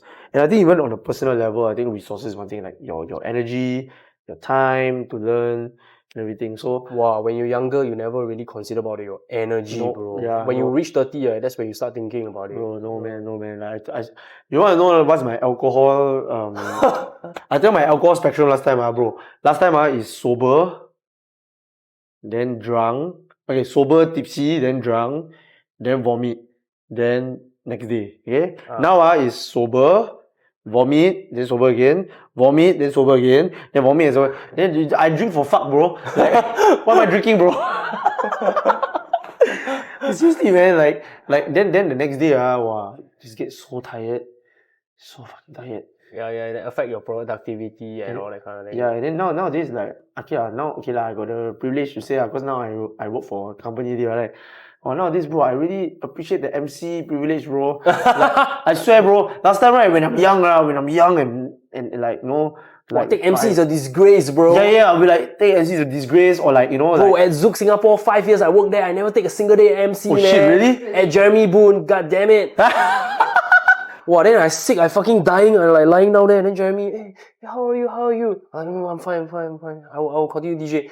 Then my worst one, right, is my grandmother's funeral. I go attend the funeral and come back and continue DJ, bro. Oh, wow. For you, man, Zouk Singapore. 200% logical. No emotions. Yeah, man. Yeah, but like, well, nowadays, like, then I go and fact check my friends. I say, yeah, I just want to ask you, like, my good friend Roy, they were like, Roy? No, not Iggy guy Roy, but like, another guy. Roy. His name Roycious, but like, I said, hey bro, I just want to clear my conscience, like, His consciousness, yeah, I don't clear it. I was like, have you ever someday, right, like, you physically actually okay, but like, you just don't want to fucking go to work, then so you just call in sick. Then it's like, have lah, bro, like, I mean, I'm also human, bro. Just tell doctor a headache, then take MC. Then like, oh, like that can also. Because like, bro, you have to understand, the last 4 years when I'm doing my startup, is like, yeah, okay, if I'm sick, I just sleep more, then I wake up late, then I start work later lah. Or like the whole day I sleep, then the next day I just chung work 12 to 14 hours whatever you know. So I work around my clock. And then like, I don't have corporate insurance or whatever, so like, okay, I need to save money lah. Okay, I just stay home and sleep, then whatever lah, you know. Yeah, but now it's just like, wow, bro, got MC just take only, bro. Yeah. But do you think that, right, when you are corporate, right, there's a set waking time and there's a set sleeping time, right? You actually work more versus like when you are like full timing your own business. Or you think full timing your own business you work more? I think it depends, but at the same time, I think both make sense. Like, okay, I'll explain. So like, if I wake up, I tried before last time. I woke up when Deets was around, right? When it was launched already, right? Your app, yep. Yeah, I woke up. I got 11 o'clock scrum with my developers. Wow. Okay, but like I gotta do it, man. Okay lah, but I free and easy lah. And I also don't care about my developer if they take from the phone or whatever lah. Because honestly, last one standing offer to the developer is like, bro, work from home, flexible timing. Yeah. Just when I need you, I call you. Yeah. And then like every day you got meeting. Yeah. You got daily updates. That's all. You know. And then for event day, like TRANCE4M event, like, I need you to be down. Everybody come down. And you do the like user testing lah. Like, okay, how did the app then after that, then people like Sage will come to me, your app is shit. Then I'm like, okay. Like the fucking developer go there like, hey, how's the app? Like, don't answer them, come straight. No, I know your boss. They come, your app is shit. Then I'm like, bro, like, you tell them. It's like, no, I tell you now. They're like, okay. Yeah, so like, yeah, so morning daily updates with them. Then after that, that's 11. Then after that, I will check my emails, spend 1 hour on my bed just checking emails on my phone. I work on my phone lah, just check my email. Then like some can reply without my signature one, then I just reply quickly, whatever. I try to keep my brain slowly up. Then go and shower, then go and have lunch. Then I used to live in Pasir Ris at the time, right? So like I will take all the way down to our office, which is at Ayer Rajah. Then I will work. So I come in, the time will be in the office around 2 already. Yeah, so yeah, some people already halfway through the day, but for me, I will work until last train, last bus, or like sometimes I even work overboard, then I just take Grab back lah, whatever lah. Yeah, so to answer to address what you're saying, right? Like, I think if you have okay, I realized when went back to work lah, I realized like sometimes like you see like for people just play games, don't do anything, and everything, and then end of the month you still get salary, right? So I was just like, I think the reason why you mentioned what you said also, like if you work long hours, you may not be as productive as short hours, but actually you're already doing that. You just thought you're working long hours, but maybe like you chill for 6 hours playing your games or whatever, but like you chiong the main part of the work done already, you know, then you're gone already, you know. But the thing is like as an entrepreneur, I believe you can relate to it, is like you chiong not just this, you know, you chiong this marketing, branding, design, content creation, boom, and then okay lah, next day whole day you off lah. You just go out with your friends lah, you know, whatever lah, you know. Yeah, so like I say, I think it makes sense, but also like I guess it's like entrepreneur, you have a to-do list, and if it's done, your day ends by the performance lah. yeah, But correct. But people that clock in, clock out, they end by the hour. Yeah. That means they haven't finished the work, they still clock out. But I carry this attitude to my day job also lah, to be honest. Like even just now before I came to the studio, like I have an inquiry from China that they want a Chinese person from China lah. They want to do like a event in Sweden. That's why they need like interpreter booth lah. All this. Then like I don't know why like I didn't naturally reply them on email and everything like. Then in my head I was like, hey, then you off work already like. Then I was like, whatever lah. Then I just reply. Carry it over to my day job lah. You know? Yeah. Back then, right, when I was working with my company, right, and some of the people that's working with me, right, they receive an email during the weekend or they receive it after their work, right, they don't reply. Say, oh, it's my off timing already. I deserve my off. I don't reply people during my off. What kind of attitude is this? And then I realized, oh shit, this is actually not a very common thing. Everybody thinks like that. Yeah. Very little people think like us because we own the business, you know. Yeah. And then we care about it more, and then we translate this into our everyday lives. But I think okay lah, but it's true lah. But I also think like it's not good to take that for granted also lor. Like I think Like burnout. yeah. So like that's why like my team in Last One Standing, like sometimes they tell me they cannot do it. Or like, you know, Hazali, shout out to Hazali, you know, he's doing ops for us and the post-production edits and everything. Yeah. Like he works in hotel and his full-time job, and he always tell me like, okay, Daniel, like these are my availabilities. I can only do these things on this date or what. So what I do, I learn as a boss is to plan around more, you know. Yeah, same. Oh my god. Wow, everything you say, I feel you so much, man. Yeah, man. It's crazy. Last time I used to be damn chiong one, oh. Now it's like, shit, man, you gotta give people a break, man. You need to find people that can chiong with you, lor. Like I think. No, you must find people that can chiong with you, but you still need to give them a break, bro. Yes. Yeah. And I learned something also. Like I don't know whether you can relate me on this, but like I think everyone who thinks otherwise, other than me, would I think they make sense also lah. But for me, my motto is in HR.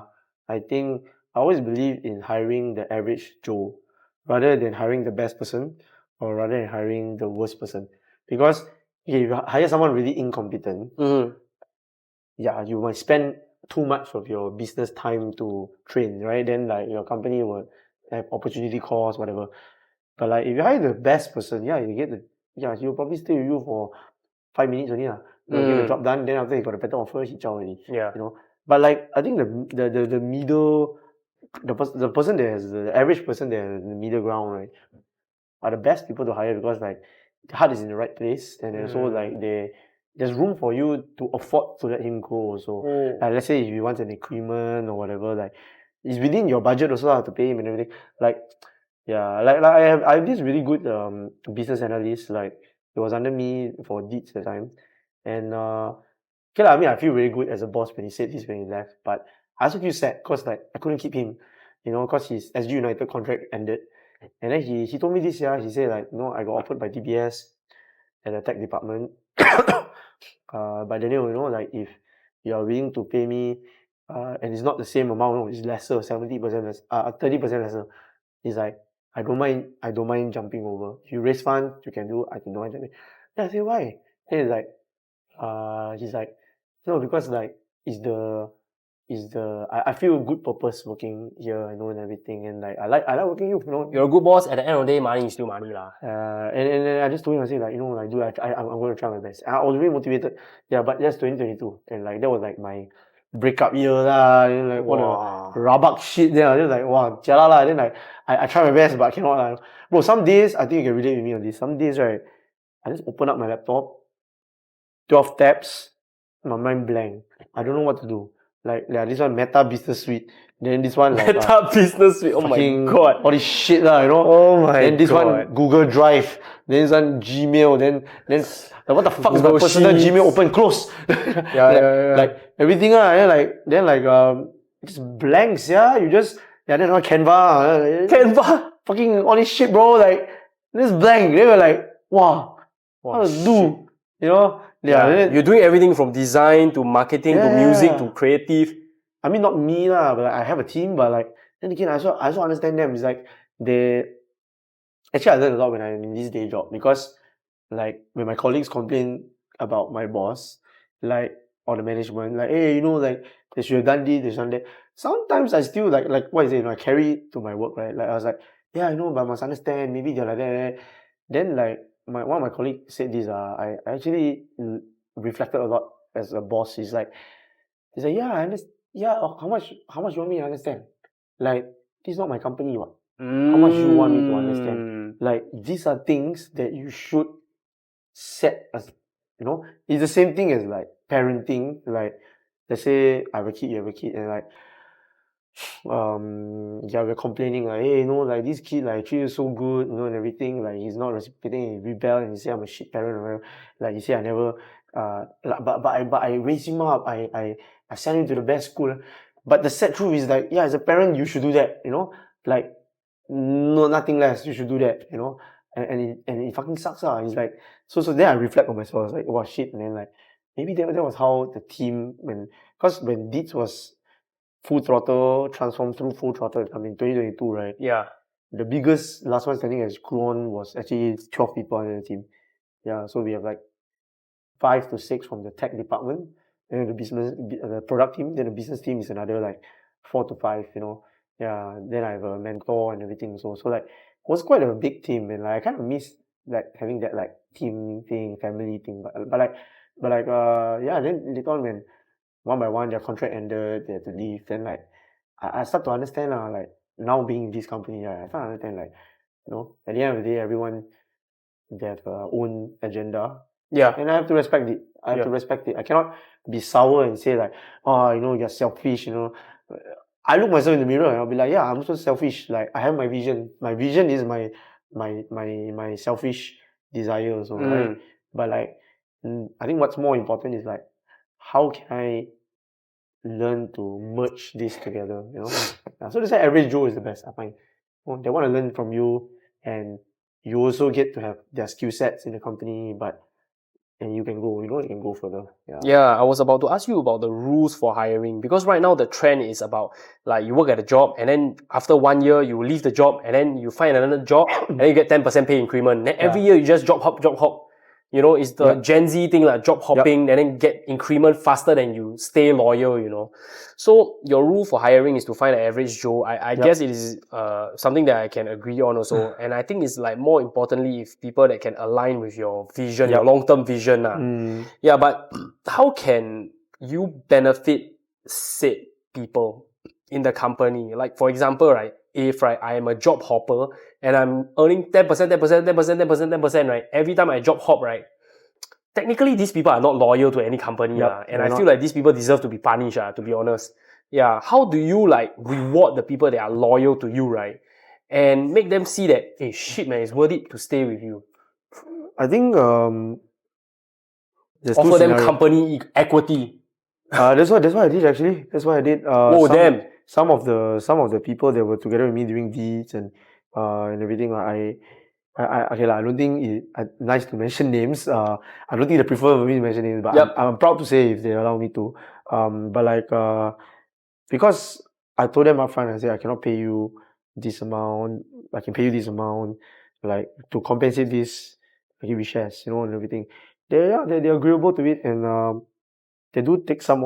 Actually, I have something really interesting to tell you. Like, I think at the end of the day, they might still not care because like it's still not intrinsic enough.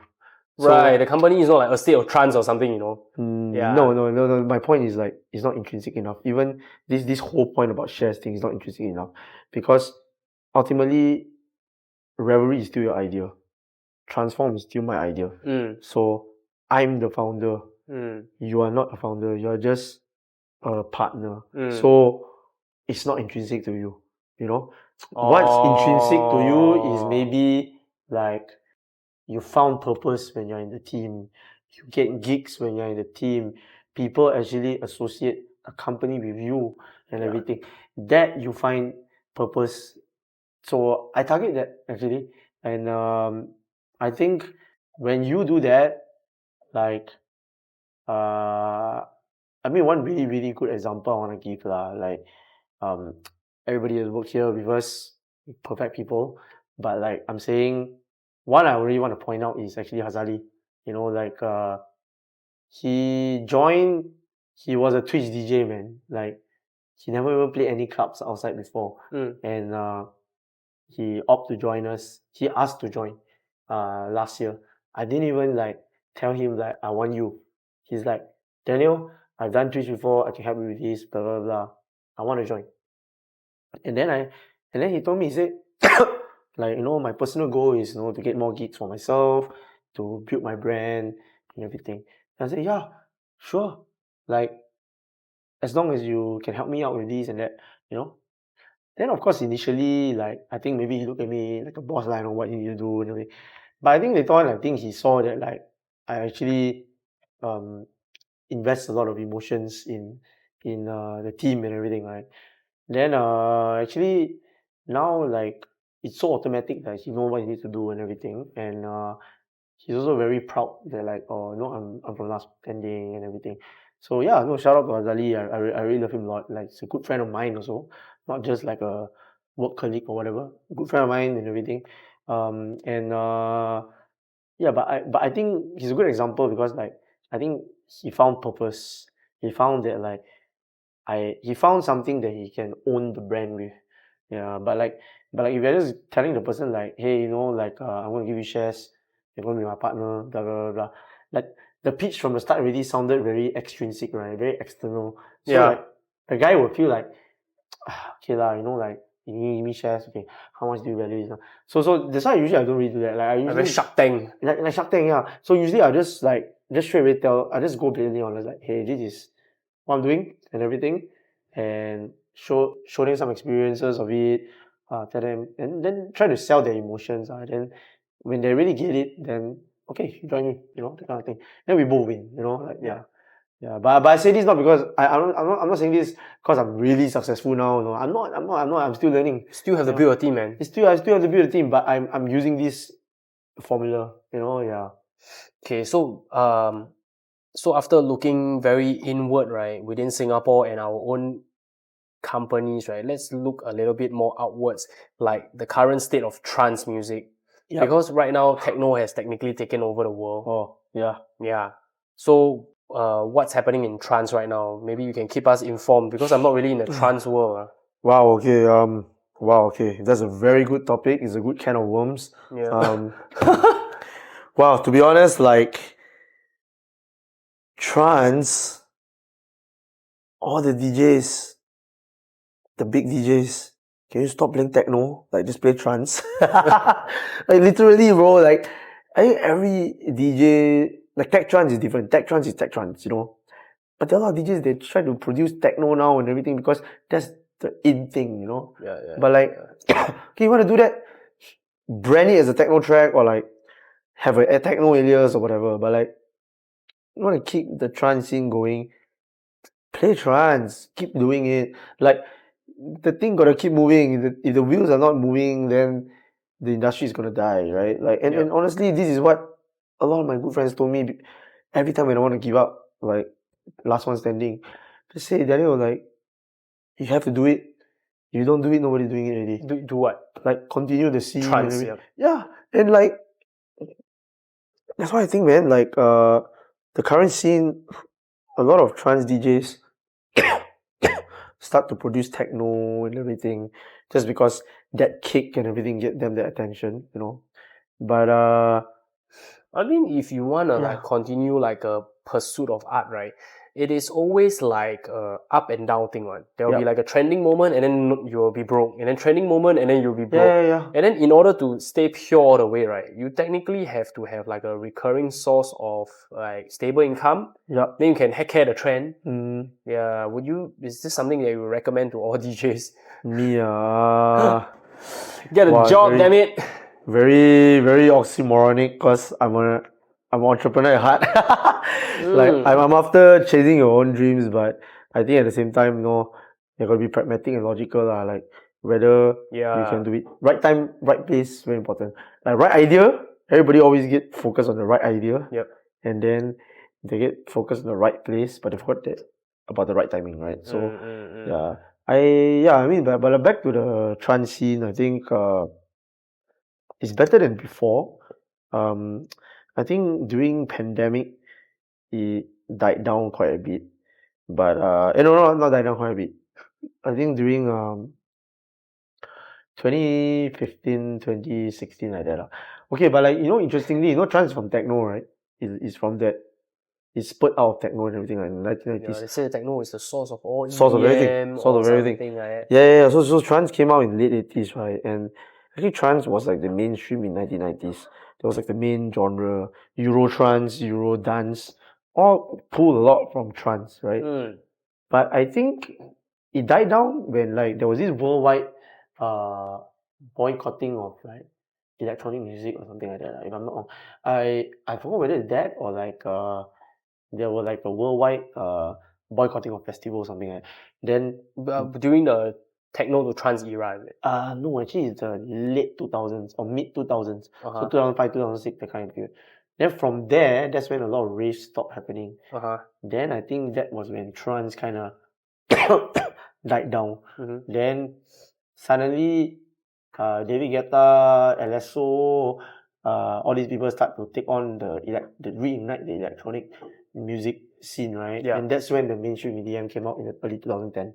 Yeah. So if you ask me, trance has been very oppressed over the years, but I think pandemic was when it made a good comeback because a lot of DJs start utilizing digital platforms to really push out their content, streaming and everything.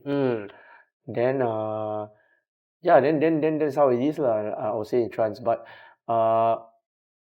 then there's the purist people. They are still around. So I mean, as much as sometimes the purist people, they like complain, but they're good. They help gatekeep the genre. Which is why I say like some of the artists sometimes they like to produce techno now. They play a lot of techno music in their sets now. I don't hate techno. I like techno also, but that's the brand identity that you're trying to change yourself now. So trance, if you ask me, I think it will get better, and I always still believe that this music genre thing is a cycle. Yeah. Like R&B, then after that boom. Then I think 2018, 2019 period R&B was pretty cool, pretty big. Then hardstyle, trance, nothing. Nobody there and everything.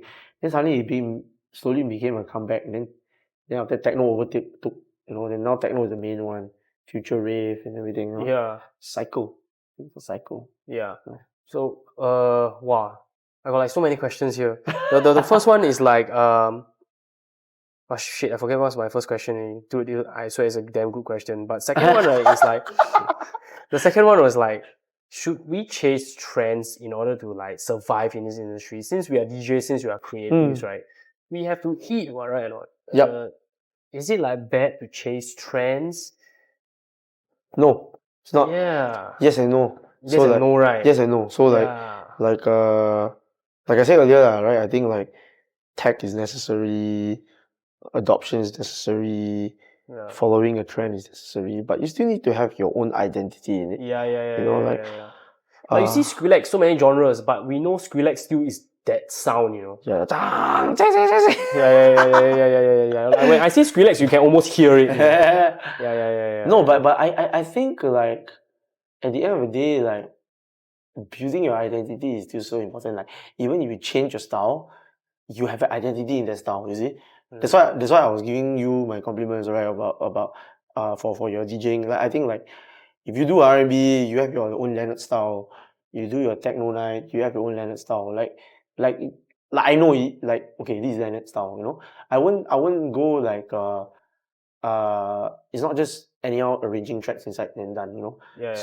So like yeah, if a DJ want to do harder stuff or you want to do like more chill stuff, up to you. Yeah, you know, go for it. Like if it's nice, it's nice, you know. Yeah.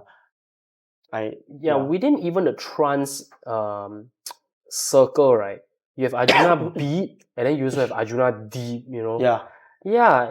Is it kind of necessary to have like a double branding kind of thing? First off, I think it's capitalism. Oh, is it? No lah, but at first, right, I Different. used to have Revelry Tranquil and Revelry Main Stage because I realized people like to classify things. If they cannot classify things, right, then they like cannot understand. Can you imagine? Yeah. Don't you understand now? Like what I'm trying to say, like we always try to be logical to quantify emotions. Yeah. Like back then in the 90s, everyone just says trance, you know, or everyone just says techno. Last time in the 80s, right? Yeah. But like you just want to quantify everything. You want to put it under a genre and everything. To me, I love the statement by Future Son of Egypt that's owned by Ali and Fila. They always say, good music is good music. So to me, good music is good music. Like their tagline, good music is good music. So yeah, I agree with it. Like okay, but I mean to be frank, Anjunadeep it's not trance lah, it's progressive house. Deep imprint house. of Yes, above Anjuna. and beyond what? Yeah. So it's progressive house, progressive house and deep house lor. But progressive house, I mean like if you really read the history, is like is a combination of trance and house. Yeah. Yes. It's and funnily speaking, like it's a UK joke here because UK like to colonize everywhere. But like it's actually started from UK. And they actually borrowed all the genres from like the fuse it. Yeah, from Africa, from US, from everything. And then they call it progressive house, right? But like that's Anjunadeep. And I kind of understand why a lot of people like Anjunadeep more than Anjunabeats from the trance family, actually. You know, actually a lot of people from the trance family like because Anjunabeats. Dude, whenever there's an Anjunadeep event in Singapore, I thought Singapore hate music one, bro. Singapore don't give a damn about music, but when Anjunadeep come, bam, full house. It's not trance family, it's Anjuna family. What? They really built a cult already. Okay, what's the difference? It's like it's just so big that like there's this whole community around. But it's not mainstream though. It's not mainstream. Yeah, that's why you thought big, right? Meaning like all the masses will come, right? But it's still fairly underground. Yeah. So honestly, like how I promote trance, right, to a newbie, actually, right, okay, don't ask a purist to promote trance. To be honest, they suck at promoting. They'll introduce their daily track to them, and like you're like, this is an acquired taste. You cannot just only go to purists to ask them for good tracks if you're really into trance already, you know. Or like if you listen to trance, like for you, okay, you know, like I don't mind introducing some of my purist option, but like commercially, right, how you reach out to people, right? One of the best ways to start with is actually either vocal trance or progressive trance. Because these elements, or progressive house, because these elements, right, somehow the production elements kind of tick you better, you know. More poppy in a way lah. Poppy in a way for progressive house. Progressive trance, like maybe more melodic and more digestible. Vocal, cause people like singing and everything. And okay, I don't want to be a dick lah, but to be honest, not dick. Okay, like generalist. No, I need to be careful with my words on camera. but actually the past half 1 hour is like nothing really, bro.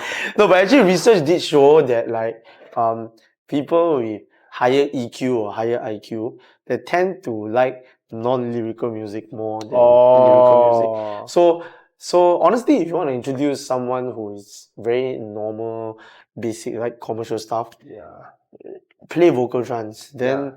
can relate to them. They can relate easier. Yeah. But like, I'm not saying IQ not good lah. Maybe it's EQ. Maybe I don't know. Maybe don't listen. I don't know.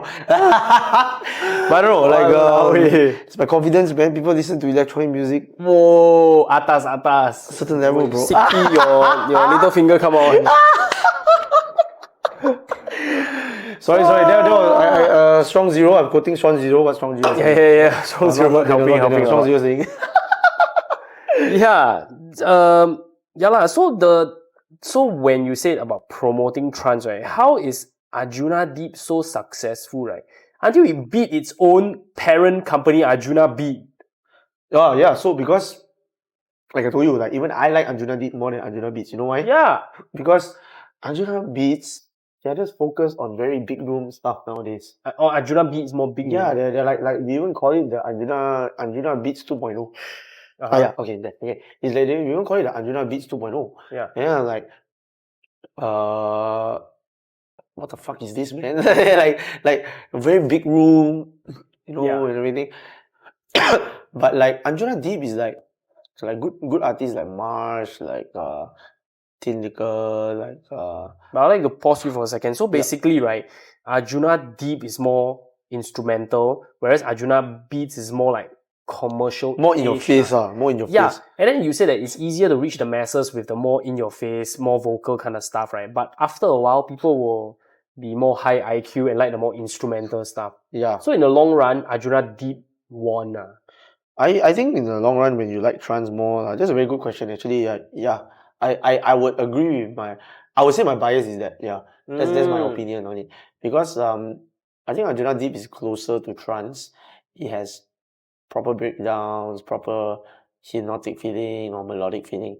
But Anjunabeats is like it's closer to techno these days, I would say. They try to have more techno-ish vibes and big room kind of elements. Yeah. Stronger reverb, you know, that kind of thing. Yeah, but Anjunadeep really like very dreamy. They try to preserve a little bit of that part. Yeah.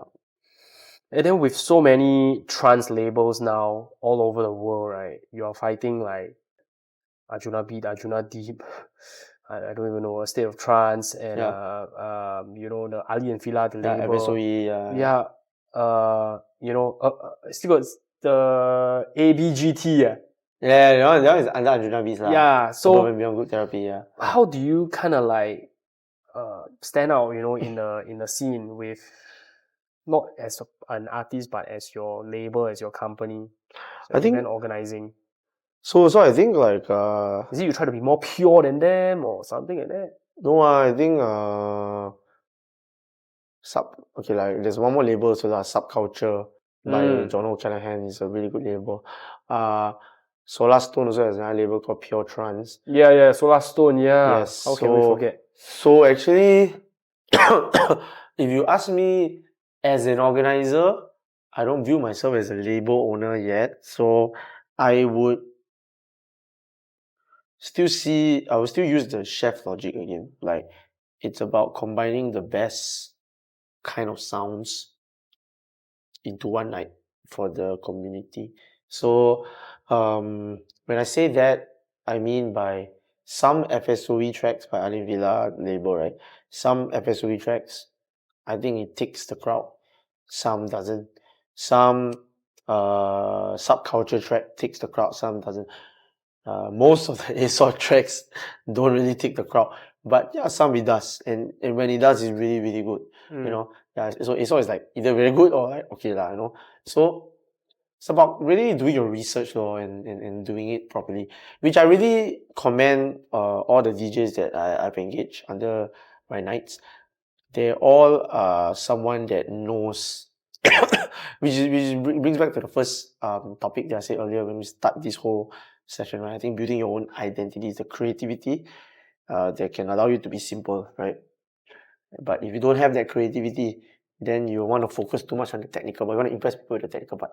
So, like, I think I'm very blessed to have a group of resident DJs where they know their shit and they build their identity around it. So when I get them on a night to do for us, it's very educational. At the same time, very performance driven.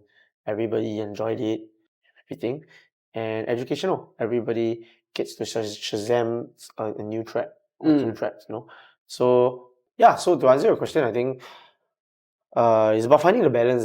It's finding a balance of being open format trance organizer or like a purist. You gotta find that fine line in between. If I give a purist night, I won't make money. Yeah. I don't even say make money. I won't Probably even lose cover. money. I won't even cover my costs. Yeah. But like if I give a open format night, Lose your identity. I lose my identity. I won't even get another gig for the next one. Like they won't even count me as a trance brand anymore. Yeah. Right? So the balance is very important. Yeah. And oftentimes when a company, right, either successful or fail, there are like one or two good practices. Yep. So what are some good practices that you have acquired from your past ventures and your current one that you think you can apply for your future to make this something sustainable, something long term? I think I think building a core team is very important. Building a what? Core team. Core team. Yeah, I think I learned something Wow. from my startup, and people might think like some of my friends console me that it's like, Daniel, you were just in the wrong timing, you didn't have enough money. Or like my dad will always give me that very typical, Asian parent advice like, nowadays you must know, no money cannot do anything, that kind of thing. But no, I don't think so. I think like the most important thing is a core team. Yeah. Because if you have a proper core team, you can sell dust, you can do anything you want, you're invincible. Because everyone is invested in the same thing, everyone is able to work together. And yeah, that's what I learned most, man.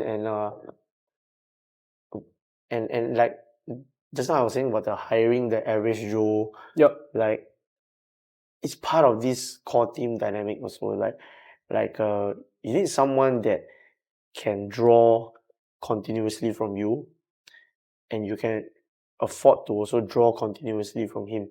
Yeah. Like you cannot have someone who you are just drawing from him constantly. That's why like yeah, I'm very thankful as a Malaysian. Now I'm a Singaporean, right? So like I see Singapore very different from how you see Singapore. Like it's a very privileged state, to be honest. And Yeah. it is. We are privileged. I Yeah. am privileged. You are privileged. We're all privileged, to be honest. And the grants is good, but like you're living on borrowed time, right? Yeah. When the contract ends, it's supposed to kickstart you, right? So yeah, so I mean, like I think that was my problem now indeed. So like I hired a team through some government grants and everything, but like yeah, you get the subsidy, but like after that tenure is done, you need to pay the full amount, you need to that kind of thing. Then are you able to handle it? Like that was the tough part lah. So I think yeah, I think that was one of my biggest takeaway. And if I'm gonna go back to doing a new thing or new venture, or like I'm gonna go back to doing last man standing, which most likely is the case, I would be pickier with my core team. I will make sure that it's someone that I can value add to his life, and he can also value add to my company. Yeah. Yeah, because essentially you are on a time crunch, because like what you say, you are living on borrowed time, right? So it's like the way you handle it. You either live on the time crunch by constantly trying to find monetization opportunities, but sacrifice your brand, or you have a core team that can weather the storm with you Exactly. to build the brand. Exactly. I'm gonna share something. Like back then, right? Like when Brian was like attached, like the DJ that was but he left. He stepped down. But he's still our partner actually. When he was doing it with us, right? Like then I remember I was having this conversation with Cheryl. Because like I told you, like Cheryl, she studied business and everything, so I learned a lot from her.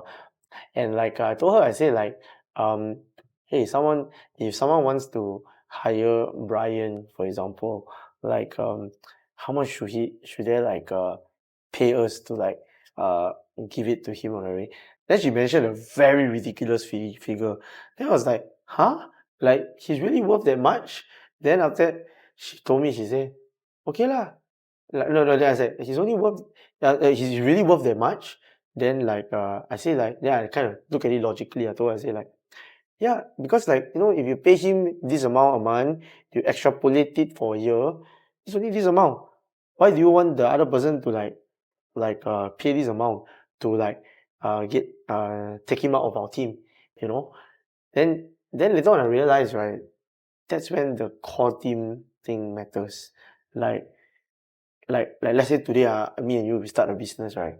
Like, yeah, we do the projections and we like, okay, yeah, maybe we need 100K to kickstart this thing. But like, it's me and your idea, you know?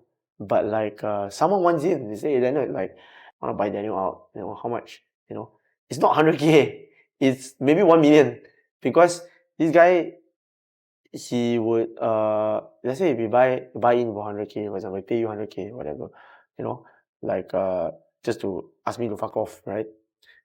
But like, can you make use of this new guy with you with the 100K that you have? No. Different from me, for example, is that we both The 10-year value. Yeah, that's why I think core team, right? It's like branding. It's like you cannot quantify it. It's a very emotional thing. Like you really need to see the dynamics and everything. Yeah. It's the hardest thing, I find. It's the hardest thing. The hardest thing to build core team. Yeah. It's hard to find people to eat shit and die with you. It's hard to find people that can click with you almost instantly. Yeah. You know?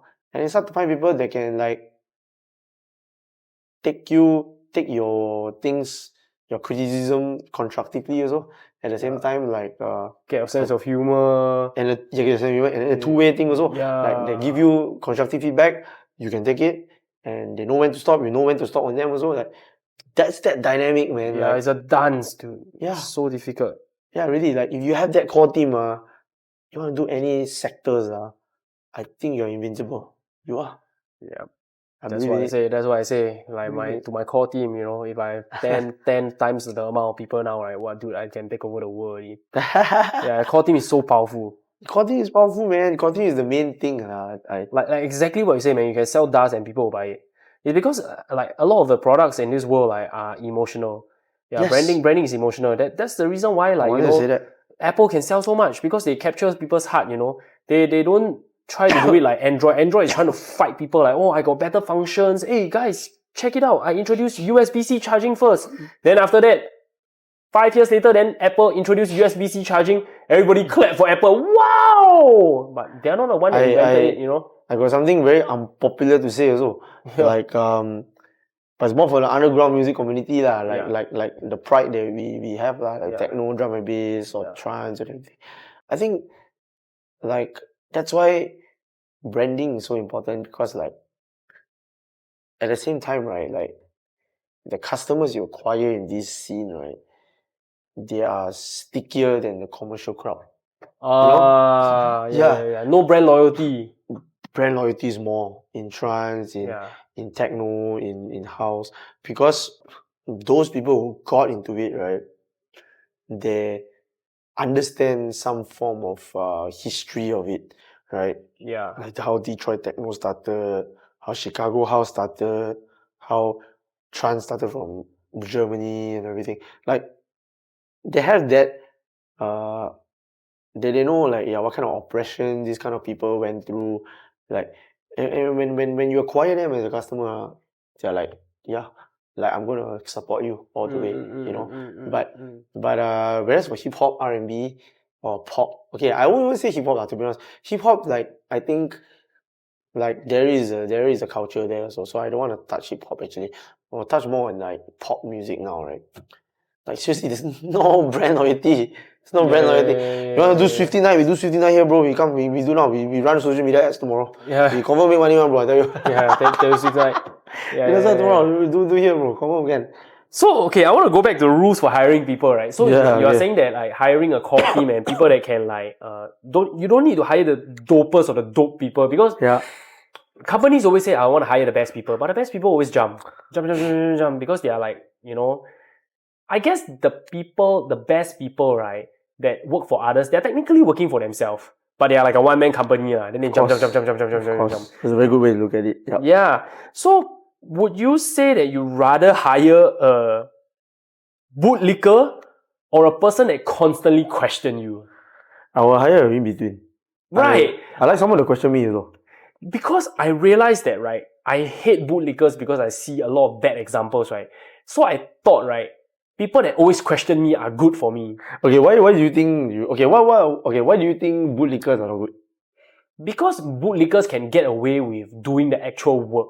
Yeah. Yeah, but the problem is I'm not so easily convinced. Which is why you see, right, my social media, right, in the comment section, I don't have people say, wow, you're so good. Because it doesn't work on me. Yeah. So I will just diss them. Until over the years, right, there's nobody that say me good. Yeah. People will only say me good if it's really like, wow, I cannot take it, it's really good. Then they will say me good. So it's like maybe one or two, that really, really thinks that it's good. Then they will say, yeah. But I'm not a fan of bootlickers because I'm under the mercy of a lot of these kind of people. But then the thing is, I thought like I would like someone, right, that is like very opinionated, always question me, right? And I kind of live with it for a while, right? Then I realized, wow, dude, it's a very suffocating feeling, yeah. Yeah, so like I constantly questioning, doubting you. So remember I mentioned just now, right? Like a good core team is someone where like they are open for your feedback, you are open for their feedback, and there's the right timing. Yep. You have their good EQ level and everything. Like that's why I say the in between is the most important. So it means at some point in time they will still respect that like you're the boss, even though it doesn't make sense to them. It makes sense to you. So I was having this conversation with my girlfriend recently. Like, okay, this one stupid, random Daniel ADHD conversation. Sometimes I just come out with some random stupid shit. Just if it's the similar conversation I have with my girlfriend. I just randomly come out with topics to drain Diane, drain her stupid introvert energy. So like, I just like, so I told her, I said like, yeah, got a theory, then, I just say, I have a theory, like, then she in Hong Kong and said, what? Then I was like, okay, like, do you think like stupid people are really stupid? No, I said, do you think stupid people, do you think stupid people doesn't make sense? He's like, yeah, they're stupid because they don't make sense. Then I was like, yeah, but like, it doesn't make sense to you. Maybe it makes sense to them, right? So, am I right to say that you are stupid because you don't get his logic? What the fuck? How is this even a conversation? Then she's like, what the fuck you want to talk about? Yeah. Then I was like, yeah, but true, right? Okay, but anyway, like jokes aside, back to this. Before the whole viewers think like I don't make sense. Is there a point to it? I want to find out. Point to it. I want to find out. Yeah. Point to it. Yeah. So the point to it, right, is like questionnaires. They are good, but sometimes they question too much, right? But good questioners, they will have the EQ to know like, okay, my boss still wants this. Maybe I haven't gotten it yet. Doesn't mean I'm smarter than him or he's stupid to me. Yeah. Let me respect him and let's do it together first. Yeah. And then we see through it. Yeah. And then like at the same time on my side as well, I'm not saying one way only. My side also is like, thanks for respecting me as a boss and listening to me. Okay? Not bullying. You disagree with me. But you say you respect me. Let's do it. Then after that, okay, let's say it didn't turn out the way I want it to be. Then, okay, you have your I told you so moment lah. Then I'm like, okay, I'll accept it, move on, So like, yeah, that's my point lah, And yeah, back to the joke is like, it's true what? Like sometimes people who have ego, they say like, you stupid lah, it doesn't make sense. But then I imagine like, actually you don't know something, that's why they're saying something about it. Then like, when you finally got the logic, then you're like, oh shit, actually like paisi like actually I don't know this person actually saying something that makes sense, Yeah, so like that's why I wanted to talk about that thing. There's this musician called Rick Rubin. He produces like the greatest rock and roll and hip hop tracks, like for Red Hot Chili Peppers, for LL Cool J. Is this basically this very tall white guy, right, with a big white beard. I look like Santa Claus one. He's Rick Rubin. He produced for Jay-Z and everything. And then he said that, right, whenever there's an idea, right, like somebody said, try this snare or something in a track, right, even though I know that it's not gonna sound nice because of my experience, right? But I'll still try it so that we both can see, right, whether it works or not. Yeah. But sometimes it will just work, you know, even though you thought like it cannot work. That's an interesting thing because Yeah. I want to like be a bit broader right now. Like for trance, right? Yeah. Like one of one of a very unique kind of trance, apart from progressive trance being a very unique community of its own, you know. Yeah. Like is Balearic trance. Oh shit, Balearic plus trance. I Yeah. thought Balearic normally is house. Balearic house, Balearic trance. Oh. They are very similar. And it's always like it's still 4x4 beat and everything, but like it incorporates a lot of Mediterranean instrumental. That's the Balearic Yes. theme, right? So who came out with it? Random people that thinks it will be nice, right? Yeah. It works. It makes sense, yeah. I mean, Balearic is like the Zouk at Jakim origin DNA, right? Yeah.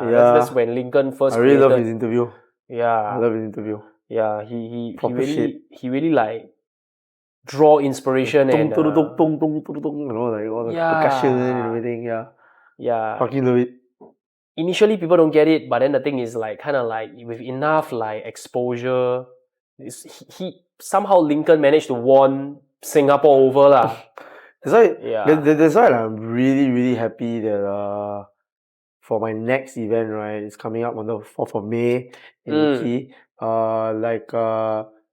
are bringing Uplifting back, you know, Uplifting trance, and like I'm bringing 2 Romanian DJs. They're really close. They're good friends.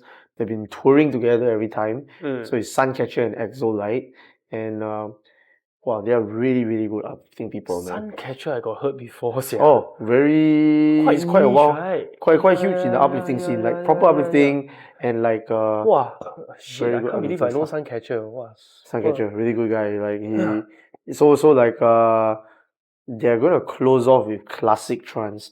So I have a strong feeling, right, they would play Balearic trance also because like they are all about being happy. You know, like perfect happiness.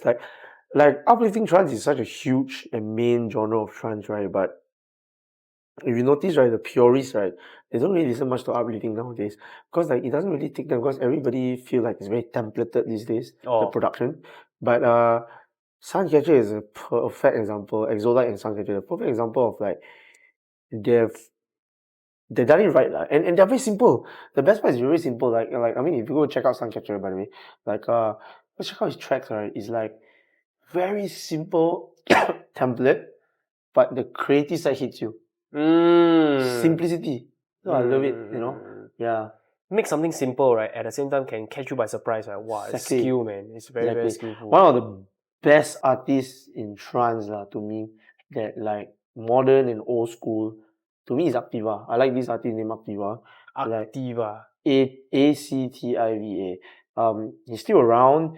In fact, he's the last announcement of the transmission lineup with John Askew. Activa, I love him so much, man. Like, cause he's preserving what trance was supposed to be today. You know, the trance is supposed to be today. You know, like his stuff like hypnotic and melodic also, and like just proper trance, repetitive and everything. Like I like that, and the best part is like his melody is so simple. Like some uplifting trance, right? I think like the melody is too much. They're like too many notes and everything. Yeah. But like, okay, I got one perfect Activa track to give it to the, you know, whoever revelry friends who you want to get into trance. Like it's Activa Remember, you know, like this track called Activa Remember. Like the main melody just tung tung tung tung tung tung tung tung tung tung tung tung tung tung tung tung, just 2 notes. Then they just change the chord progression. Yeah. I was like, wow, that's how simple it is, you know, but like it just gets you, you know. Yeah. So I find sometimes the simplest melody gets you. But with all these like very niche acts, right, how do you decide who to book, right, to wow your crowd? Because with more niche audience, right, they are more unlikely to put out live DJ sets, right now. To record a set is so mafan, you know. Yeah. We record all our sets. Yeah, for us it's very intuitive. Revelry also we record all our sets. But then for most other artists they don't think that way, you get what I mean? So we record for them. We record for them. No, so like for example, how do you know like Suncatcher, what he sounds like live versus what he produced? You get what I mean? Okay, Yeah, to hire him It's a for very good your question, Singaporean actually. crowd. Okay, wow, okay, that's a very good question. Because it really, really triggers my thinking now. Or you got some insider news, like maybe your friend tell you like, hey, he played these songs at this festival. I'm proud to say this because the DJs that I brought were DJs that I actually seen them live before. So I know that like But they how will get it. updated though? Is it like recent year you see them live Yeah. or long ago? Or recent, right? Recent years. So recent, hey, this guy dope, then you book. I know. And Wow. like Suncatcher, to be honest, Suncatcher and Exolite is like, it's just my own morals. Okay, actually it's a bit of my own moral compass. Like cause in 2020 I was supposed to bring him. And then pandemic happened. And then like and a deal is a deal lah. And to be honest, he even booked his tickets already at the time. Wow. He paid first, like the deals he gave me because he didn't have any agent. So he is his own agent. So he told me, he said, you just pass me cash lah at the airport. Or Wow, trust bro. Trust. So he bought Turkish Airlines from Romania, everything.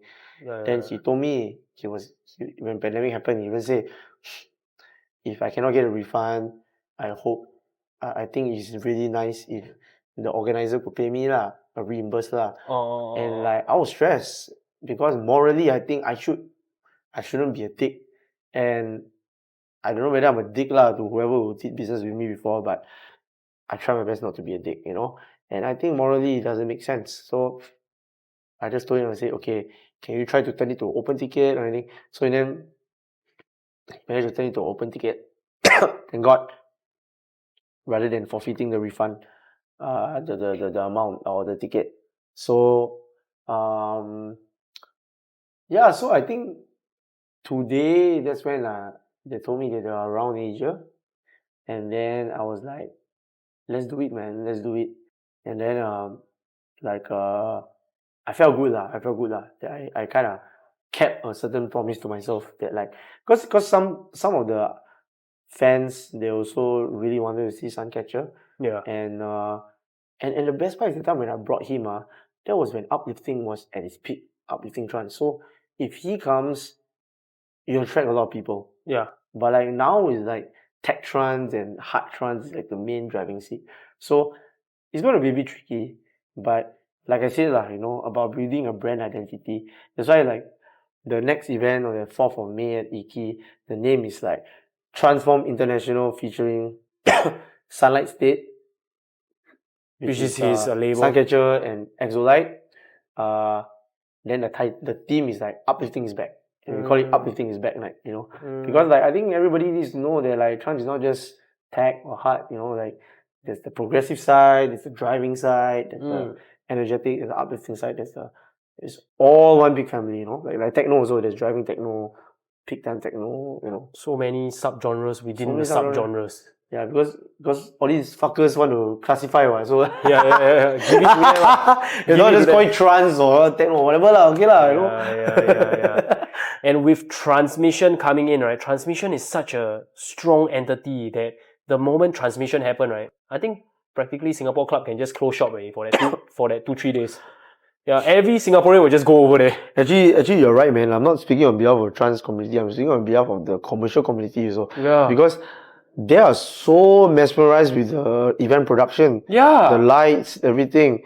It is afterlife level. I think they can do that, Yeah. Like, don't fuck with these Asians, bro. Like, they can do this shit, man. Like, to be honest. Is it because of like the manpower cost is like cheaper? Then that's why it's more possible to make more things happen? So we are actually one of the official promoters of Transmission. Transmission and Techmission. Yeah. So check out our link, our affiliate link. Damn. Our link in stories. The ticket is like 2 seconds gone, that kind, right? Yeah. So I think the music festivals Telegram group chat by Cheryl. Yeah. Dude, people inside now they counting down. 5 minutes to transmission, 2 minutes. I'm like, seriously? This one really ultimate underground music capitalism, bro. Because they target the trance, the techno, hard style, and the hard style. I don't even want to say hard style. I think like hard dance. Hard dance crowd. They'll come. So yeah, they're doing well. One of the owners is Actually, all of them not from Thailand lah. That thing. Transmission not from Thailand. I don't know whether this is nice to say here, but like wait, but Transmission brand is like a European brand, right? But like honestly, the and then lease it to Thailand or something. Yeah, right? but honestly, the franchisees, they are not from Thailand. Some of the partners are in Thailand. Yeah. Okay, disclaimer. That's what I know. Okay. That was understood. It's on the website. Yeah, but like the core team actually, some of them are from Melbourne, and then like there's one. I know there's actually from Singapore also, you know. Damn. But I don't want to disclose the name and everything lah. But like, then again, like it's actually not really in Thailand. They just choose venue because it's cheaper and everything. So yeah, you know, we are one of the official promoters also. But yeah lah, we just sell for everything lah. Can you imagine Transmission in Singapore? Maybe the stage only half only, the LED half only.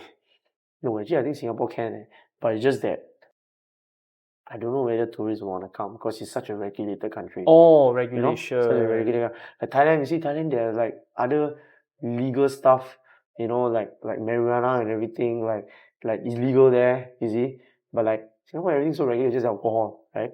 But there will be still people that want to like play punk, this kind of thing, and it would generate a lot of like unwanted attention, no?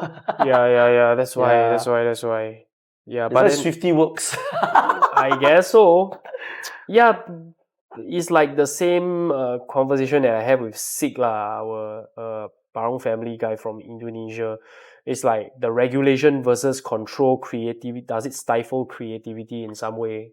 Yeah. Singapore stifle creativity, but yet we are so small, right? We cannot really risk too much, right? So I told you, see, like I think Taylor Swift, right? Like, I mean, I respect her to a certain extent. Like, she brought in tourism for Singapore, Oh, fucking hell, 6 days. Can you imagine 6 days? I went to my favorite KL Lachu Ban Min place in Telok Ayer, okay? I always like to go there because I'm Malaysian taste bud. I want to go eat KL chili pan mian. Then I hear all the other people like around eavesdrop, they're talking, right? Not Singaporean accent. Got China accent, got Thai accent, got... Then I just see, then I look at their hands, right? They're all wearing like like one chop or some certain tagging. I was like, oh shit, all these are Swifties. You know? Shit, man. Wow. The influence is insane, man. To build a crowd like that. You build a cult like that, bro. Yeah. For revelry and trance. But then, to be fair, right, Taylor Swift started from country music, right? Yeah. Which is a very niche thing. Yeah. And then she kind of like broadened her own. A bit more EDM-ish, right? Like Blank Space is a bit more EDM-ish kind, right? Yeah, like, isn't that very Armin van Buuren-ish? Yeah. But like, okay, I got a very like controversial question. Okay, let's say I just imagine if you're a trance purist, and then like you're so very pure about trance and everything. Let's say your most favorite artist is Armin van Buuren, okay? Then one day, right, if you're very pure, you won't be... Okay, yeah lah, I mean like, okay, Alin Fila, okay? Yeah. Then one day, right, you found out that Alin Fila collaborate with Taylor Swift. How will you feel on first sight? But you haven't heard the track, How will you feel? Will you even hear the track? Or you'll be like, hey, fuck lah. I think last time I will, because last time I'm a super pure hip-hop turntablist. Turntablist, not even like hip-hop, no. I'm like pure turntablist, right? Yeah. So I'm like super pure. But then the thing is now is like I kind of like dissociate. Like, you know, recently Kanye West did some stupid shit, right? But dude, what happened? I forgot the story. I don't even know lah. I don't even know where to begin lah, because every month is a new thing lah. I don't know the PDD already. That's also another. That's old already, bro. He changed his Spotify profile pic, right, to a mountain goat, bro. Because he's a goat, bro. GOAT, the greatest of all time. So he changed his profile pic to a mountain goat, bro. That's the latest one on Spotify, bro. Oh, yeah, that's not even like one of... There's too many already. But I kind of like dissociate that gimmicky side lah. I would say it's like more gimmicky lah. I don't really think that he's crazy. I think he's like very smart lah. And whatever he's doing is like... Wait, Diddy or Kanye? Kanye. Okay. Whatever he's doing seems to be working for him, and he's doing it better than a lot of people can ever do it lah. Yeah. And the music that he produced, if I don't even care about the personality, right, it's very good music. So I just focus on the music, you know. If it's good, then it's good. I don't let other aspects kind of like taint it lah. Controversial opinions though, like Eminem, some of his tracks are really good. Eminem has always been good for me. Like his tracks are good, bro. Like even though he's a shitty person, but like he's good, man. I like his stuff. Yeah. Eminem is also good. Okay lah. So it means if you purist in the hip hop world, right? Like that means Last time I would be more affected by the peripheral vision, but now I'm just like, if this soju is good, right? This soju is good. Yeah, maybe the guy that own it do something bad, right? It doesn't matter because the soju is good. Okay, so there's this like hip hop track. Yeah. I old school OG hip hop lah. Yeah. I fucking love it. Yeah. Is I believe you might know lah, since you know a lot about this genre. So like it's okay, it's called Old Thing Back by the Notorious B.I.G. Yeah. Okay. But I like the Matoma remix more. Because the Matoma remix more tropical house. And then make it more happy and bouncy. Yeah. So I don't really know the track, but I think you might know lah. But then the thing is the hip hop people that like, Old Thing Back. Yeah, come on. Yeah. I already know a few people that's gonna like frown at this lah. But for me, it's like, if it's nice, it's nice lah. What's your most favorite Chris Brown track actually? Is it Chris Brown? Or you don't like Chris Brown? Okay, my favorite Chris Brown track is when Chris Brown is not the lead. Oh shit, okay, what is it? It's Look at Me Now. Oh, okay. And, you like that one? And when Busta Rhymes, right, did his rap segment, not even the chorus, it's like the verse. Wow. Dude, it broke the internet, man. It broke the internet. And fun fact, right, it's produced by Diplo. Oh, yeah, shit. the trap beat at the back is produced by Diplo. How crazy is that? Okay, I didn't know that. Yeah. Okay, but actually, I'll tell you my most favorite Chris Brown track, and you probably will understand why I But these hoes ain't loyal. No, no, if I do that, means you know I like hip hop already, bro. Okay. But you understand why I like trance. Okay, my most favorite is Forever. Okay, so the only 120 BPM Chris Brown track. Yeah. He's 120? Yeah, 120. The rest all 80 plus. 80, 90, 100, 80, 90, 100. Yeah. Okay, then another one I like is his collab with Jordan Sparks, the No Air. No Air. That one is on repeat during COVID period. Oh, really? Everybody wear mask, ma.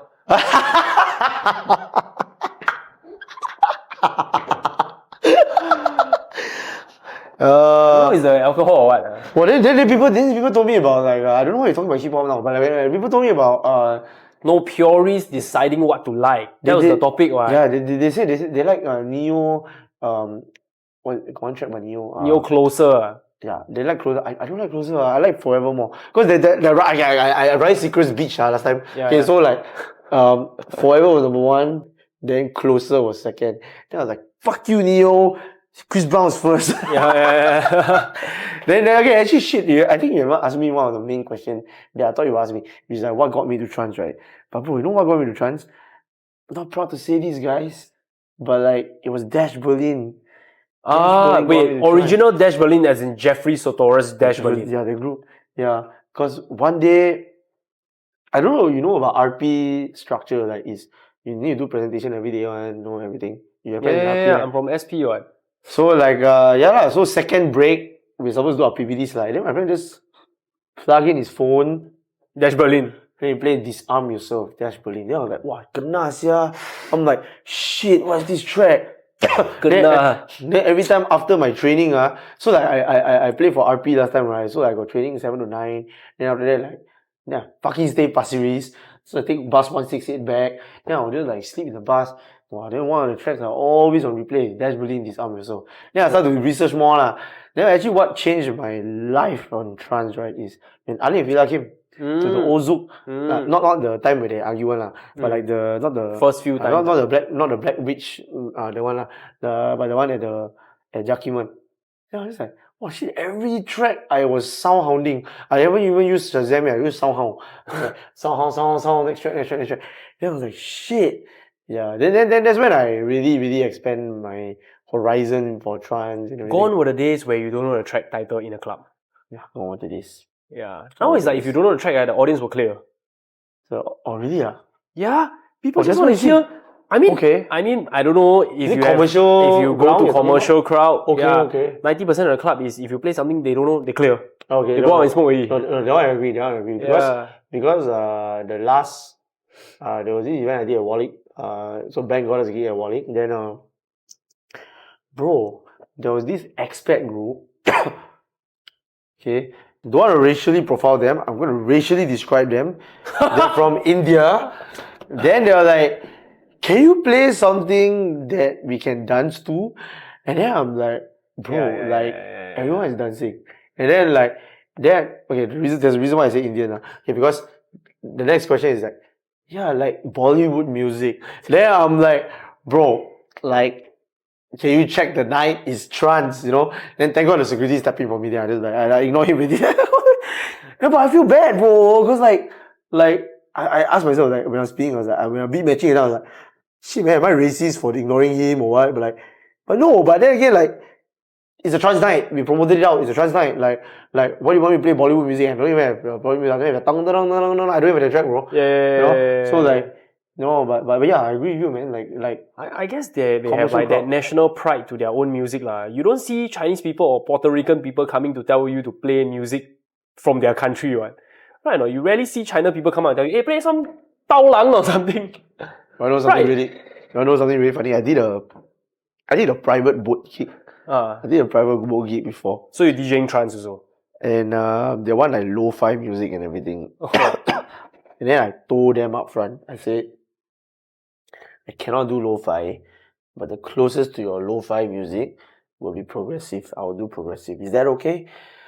And they say, okay. Client say okay. Client say, all Shanghainese people and everything. Okay. Then the thing is that my client is not the end client, which is the Shanghainese people. My client is like a DJ agency or something, and his client is the yacht company, then only the end client. So the yacht company people never go up lah, but like the DJ agency guys, you went up with me. So I was playing like pure trance stuff, Solar Stone stuff. I play a lot of pure progressive stuff, Anjunadeep and everything. Then like my client, my direct client, the agency, he kanchiong lah. Then he doesn't know DJ one. He's just like one of the partners or what. Then he kanchiong. Then he go open up my YouTube. Then go and play all the man yao. Then the funniest thing, right, is my girlfriend from Hong Kong. I think you emphasize first, from Hong Kong. Okay, so she can speak fluent Mandarin, fluent Cantonese. And then she just look at me. She's like, don't you think this is very racist? Then I'm like, yeah, it's very racist. Because wait, what do you think? I never processed it. I was like, why do you think so? It's like, you never even ask the Shanghainese whether they like man yao. You go and play man yao. Then I go and yeah, but like my client played it. I cannot say anything, right? Then I go ask him. I said, bro, I think I just continue to play what I play because then he's like, bro, I think like must play something they're relatable to. Then I'm like, in my head, like, how you know? But like, okay, but I need to respect you. I don't want to question you too much. The questioner thing. Yeah. So I don't know. You go ahead. Then I ask Diane, my girlfriend, to go and ask them whether market research a bit. Then she go and ask like, 这种歌你们喜欢吗? Then go one lady, she say, 这个心脏有一点刺激。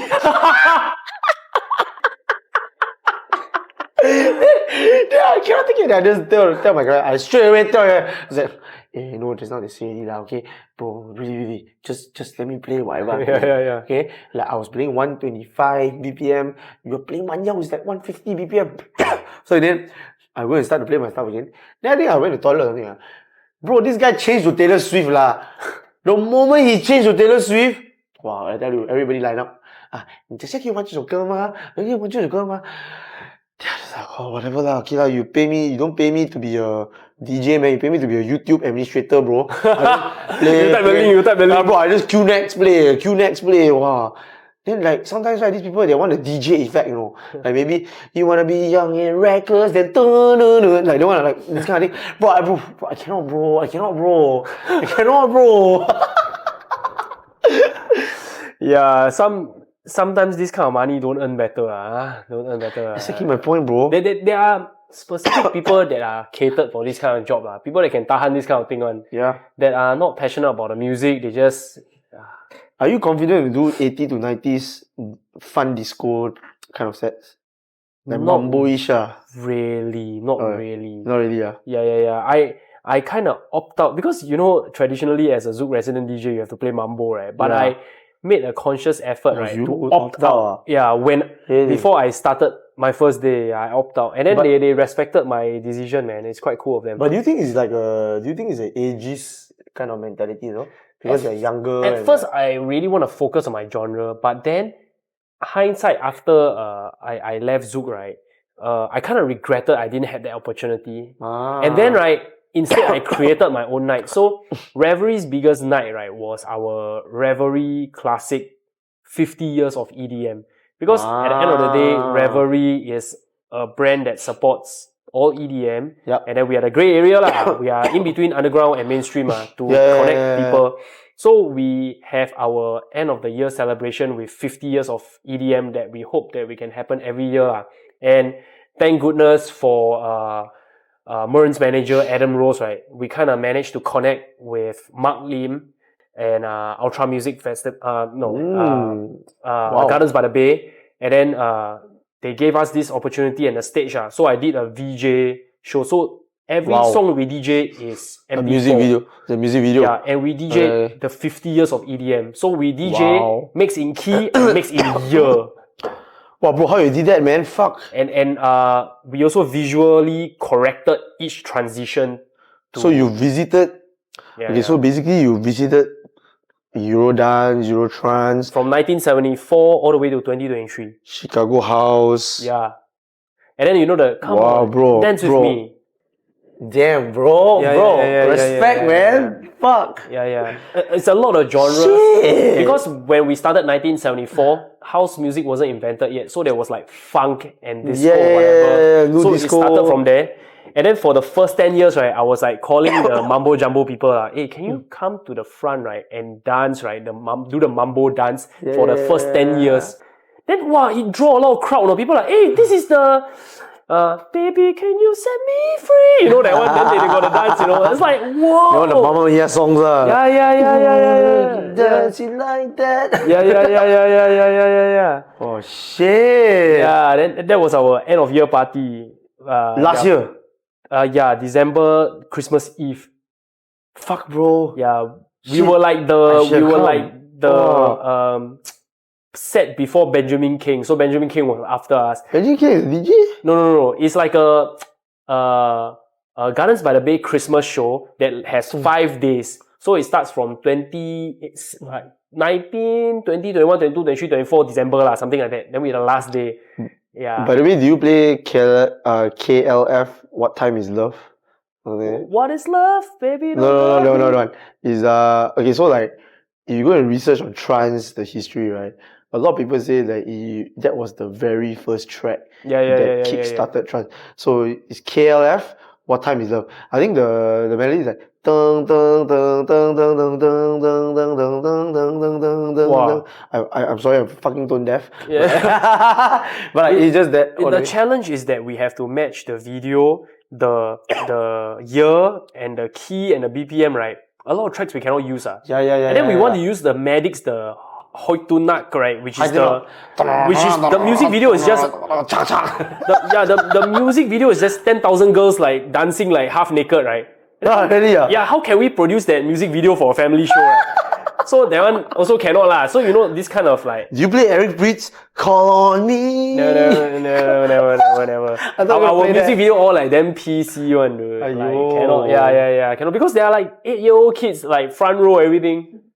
Damn, man. Then you should went the Taylor Swift route, bro. Like that we stuck already, bro. Because when you're 15.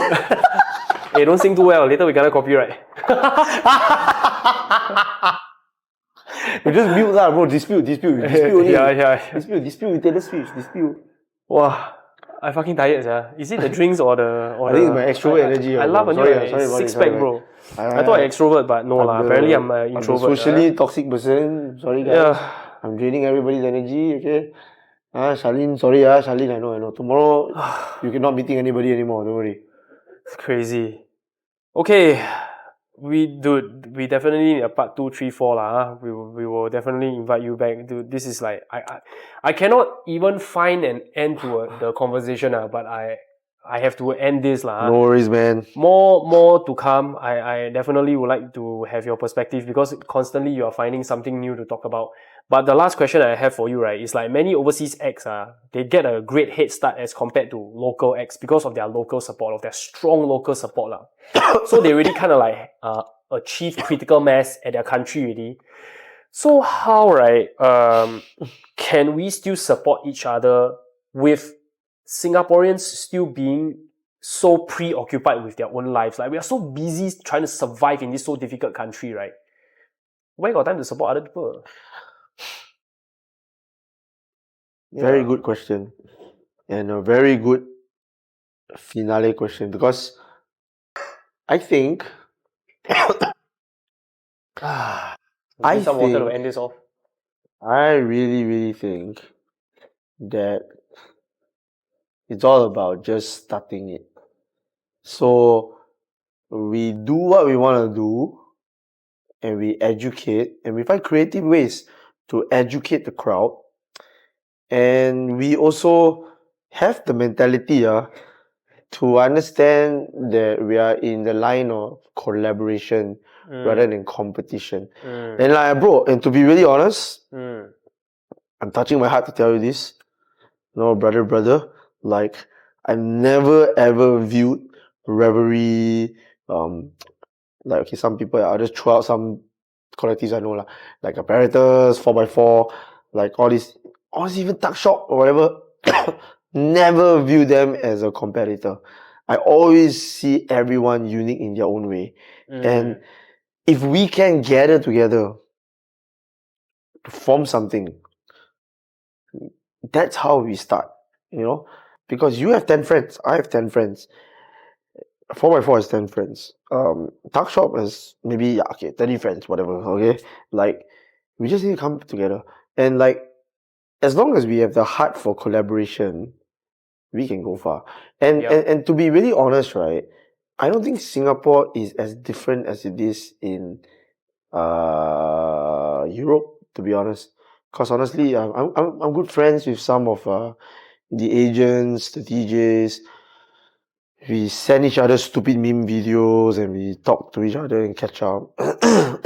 And to be honest, like, they told me that it's the same thing in Europe.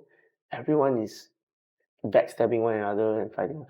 You can't run away from that. You can't run away from that, bro. You can't run away from that. Yeah. Like, same thing as Singapore. Like, if you ever feel that there's another collective or club or whatever that's going against you, just know that it's not just Singapore. Everywhere is like that. Politics are always everywhere. But it all starts with us trying to find a common ground with some people, and then we first form an alliance, like, I think the 4x4 fest, like, even though like TRANCE4M wasn't a part of it, like, I'm really happy, genuinely happy that they did that, right? Because they really promote like the local talents, like, that's what we need, and relating back to your not second, but like one of the questions you went through just now, like, do you want to go overseas and everything? I think that's also my advice. Like, I think for local artists, they have to try to look outside, because to be really honest, like Europe, if let's say you see all these big artists, right, they also cannot pay their rent. But if they're just performing at their show at Birmingham or like London or whatever, they still have to go abroad, right? They have to go abroad so that they can justify on their lifestyle and their rent and their family and everything. So at the end of the day, all these artists, so they're human beings. They have family, they have their wives or their girlfriends. Well, whatever, man, it's their responsibility, whatever, but like, but and kids, like, but they have to do what they have to do, lah. So I think, I hope, like, like, if anybody's watching this, you want to collaborate with TRANCE4M, as long as it's within our brand's vision, and everything. Yeah, we're happy. We're happy to collaborate. Yeah. And we need a good venue now. So. Yeah, I guess like everybody has to kind of like put in effort in some ways lah. Everyone can kind of like add to the critical mass, because it is a critical mass. A critical mass is called a critical mass because it just takes enough people for it to To boom. Yes. Yeah, so exactly. for myself, it's like I'm trying my very best to like stop working for 1 or 2 days a month just to go out and support people's event. Yeah, that's what I'm trying to do right now, so that I can kind of like give back to the scene, not just via my work, but also like my presence also lah. Because people also need supporters. People need bodies on the dance floor. You're naturally an introvert or extrovert again? I am an extrovert, right? But in the way that I go after my goals, It's fine. yeah. So That's different. That's not when it's extrovert. like not about work, right? Then I just don't give a fuck already. That's the problem. Then people thought I'm introvert, right? But then when it comes to like presentation, right? Then they're like, what the fuck? Then I tell you what, like you just take it as going out to meet people. Connect, lor. And if you feel bad that it's transactional, I want to tell you it's not. Because in the first place, you're going out to support your friend. Right? Like the day you come and support my gig. I love it. This is the same conversation that I had with Benjamin King, man. God damn it. Like they're thing, trying to bro. psycho yourself that it is go do something that's not work, but psycho yourself that it is work so that you will go out. Yeah. Yeah. And like Fuck, that's man. how you do it. Because bro, you think about it, it's reverse psychology. Like let's say your friend chew you out, go drink. Then you got a bunch of work to do. Like obviously you're tempted to go out and drink and hang out with them. But then like what if your friend say, hey, you come and drink with us, like, you know, you just fucking do your work first, we help you do your work, whatever. Same thing, what? Like, they help you do your work. Help you do your work, bro. Damn. Like, same shit, okay? Okay, it doesn't really sound the same, but what I'm trying to say is like, going out, just cycle yourself, like, yeah, it's for work. And then go out and network, get to know people, like, who knows, one day, they can slot you in our nights too. You know, that's what we should do. I think that's what we really should do. And like, I think we are at a level, Singapore, we're at a level that we should start doing local festivals really. And what 4x4 is doing and everything, like, we should do this kind of mini festival already. You know, to promote these local nights.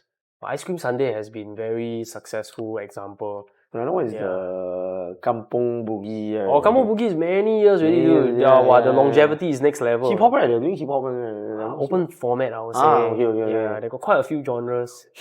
Yeah, but I think yeah, we should reach this level where we should collaborate. You know, like I'm happy to collaborate with Revelry, happy to collaborate with the rest. You know, like a multi-stage festival type situation. So, but you see, bro, like when we collaborate, to all the venue owners right there, we collaborate, we come together, we are a stronger weapon. Stronger credibility. Yeah, precisely. I really love the concept of 1 + 1 is not 2, man. 1 + 1 is actually 3 and beyond. Exactly. Yeah. It's critical mass, you see? It's because like all these owners, right, and like no offense to them, like all I care about is we are bringing the creativity side, you see? That's why I really like Lincoln's interview a lot, like because like he was focusing more on the creativity side, you see, on Zoom, rather than just the open table, bar. So like, same thing, man, like, you understand these venue owners, right? Their main business model is the drinks and the food or whatever. That's why they don't want to promote for us. They're relying on us to do everything. I understand. I used to feel really sour about it. Yeah, I just realized like, yeah, man, like you're willing to split your revenue with me or whatever. Like, okay, I understand lah. Why you don't even want to invest a single marketing effort on it? Because you are expecting us to just do everything for you. But you see, right, if let's say all collectives coming together, let's say like Revelry, TRANCE4M and a few others, boom. The venue owner is going to come in his pants and be like, okay, next Saturday is free. I think we should work together, man. Yeah. Not just both of us. I think all. Yeah, I have the Chinese called 念头. It's called what in English, like intention, right? If like ever I'm like an advisor to a club, right? My first advice will be, why don't we work with another club to partner up? But you realize that in Singapore, no club works with another club before. Yes. They're constantly trying to kill each other. Yes. And can you imagine if there's 2 clubs, right? Trying to work with each other and understand that, okay, we have demographic difference, we have music difference, we have differences, right? But we still can work together to create something bigger than the two of us. 1+1 is equal 3 and beyond, right? Dude, other clubs, no matter how much funding they get, they cannot fight on. Let me ask something. Do you have friends who are bartenders and in the bar industry and everything? Like proper bar, no, not just the anyhow pour and like they are like doing cocktails and everything. Oh, you have, right? I believe you have some, yeah, right? yeah. Like I went out with them and I went out to drink with them and everything. Like I say I went out to drink with them, not to party with them. I don't even go clubs or whatever. Just want a simple bar to chill and everything. Like, bro, they're from all the bars around, and like all the bars around is like from a business perspective, they are like direct competitors, you know. But like the staff are so close to one another. They do guest shifts. They will exchange Yes, clubs. yes. Yeah. Yeah, okay. So yeah, you know what I'm talking about. Like they are so supportive of one another, and that's why I think like yeah, that's why I don't know, man. That's why now the bar scene like taking over clubbing. But another thing also, you see, like the job of a bartender, it's not that ego boosting compared to more back end. Organizing or like being a DJ, right? Like I don't know. I okay, personally for me, like my own intention for DJing, I'm really saying this in record, right? Is like is to impart what I like. Yep. And like if you like what I like, I feel like I did a good set. And like if you don't like what I like, then at the same time I will reflect. I'll be like, okay, maybe I need to work on finding something more common for the crowd, you know, and everything. But I won't change myself, you know. Yeah. But it will never ever be because of the attention. You know? Like even if I'm single right now, I don't have a girlfriend, same thing. It will never be because of the fame or the attention. For me it's just more about I love what I'm doing. I just want to spread this love and find as many common lovers of this music as much as I can. Yeah, and that's what I like about trance, you know? Yeah, because I don't know, man, I find like commercial genres, that would be a challenge for a lot of DJs, you know, like sometimes they're like, hey, I want the attention, and you know, like, or like, so I don't want the attention, but like, I keep getting the attention, you know, like, yeah, that's a challenge, you know, that's a challenge. And I feel like when you DJ commercial, right, the more you DJ, the longer you DJ. If you can DJ for very long, means you love DJing to a certain extent. Yep. Then the genre that you like will be more and more niche, more and more niche, more and more niche. Because you get deeper and deeper into the love and the passion for the craft, I suppose. What's your most favorite genre actually? I know you're going from that, but what's your my love has always been hip hop lah. Hip hop? Okay. Yeah, it has always been hip hop. But current hip hop or OG hip hop? Like? I don't really have a particular era. I just like everything. So good music is good music. Yeah, good music is good music. My guilty pleasure has always been hip hop lah. And then even though now, right, I'm more focused on like house and techno, right? But wow, when I listen to hip hop, wow, kena, man. What's your favorite hip hop tracks? Like actually, some examples. I think some great artists are like Kendrick Lamar. And then I would like to say Childish Gambino, but Childish Gambino is really not just like musician. He's like so many things, so he don't really have such a big collection. What's your most favorite Kendrick Lamar track actually? Mad City, definitely one of them. Mad City. Yeah. Man Down, Where You From? Yeah, I know. Actually, my most favorite Kendrick Lamar track is a very old track, man. It's Money Trees. Oi, fuck, you know, bro? Yala. Hello, hey, you ask me hip hop, I ask you trance, yeah. Shit, bro, Money Trees is a good track, man. I Crazy, like dude. very deep, bro. The lyrics deep. Just like I like. ASAP Rocky also. Yeah, I some really pretty good tracks also. Hip hop, what else? I follow. I like the Meek Mill and Drake collab. Tupac, I like Tupac. Chances. Changes, not Chances. Changes is a good track. Wait, is it Changes or Chances? Changes, chances. I'm not too well versed with old school old school stuff. I like. I'm like 2000s to then Eminem, I like Toy Soldiers. Toy Soldiers also like one of the not so big tracks in the album. Actually, I like a lot of the niche stuff. This is when I realized like I actually like underground stuff. You know what I mean? Like then another track I like No Love. Lil Wayne and Eminem. Wow. Yeah, the one I like. The Good track. instrumental is like Baby, don't iconic. love me Yeah, no yeah. more. Actually, it's a very old track, right? Yeah, Eurodance track what they sampled. Yeah. Then after that, like the remake, right? Yeah, that's a good track. Yeah. Then now I'm trying to get my roots right. Like now why I like trance. Like those are very like EDM, not EDM-ish, but like very electronic remake produced. or Yeah. I didn't really like the closet, is it? Eminem closet. Cleaning Mama- out my closet. Yeah. I didn't really like the track. Like the track is like Sorry, mama. a bit too angry. This guy is an emotional boy. Like fuck yourself, bro. Go therapy. Trans people is like a different kind of emotion. No, I mean trans doesn't mean you need to be emotional. No, but like some people like the darker one. They if you notice, right, you try asking people, right, if they like the darker, the tech or the hard trance, like you realize that they actually like metal. They like golf metal, golf rock, that kind.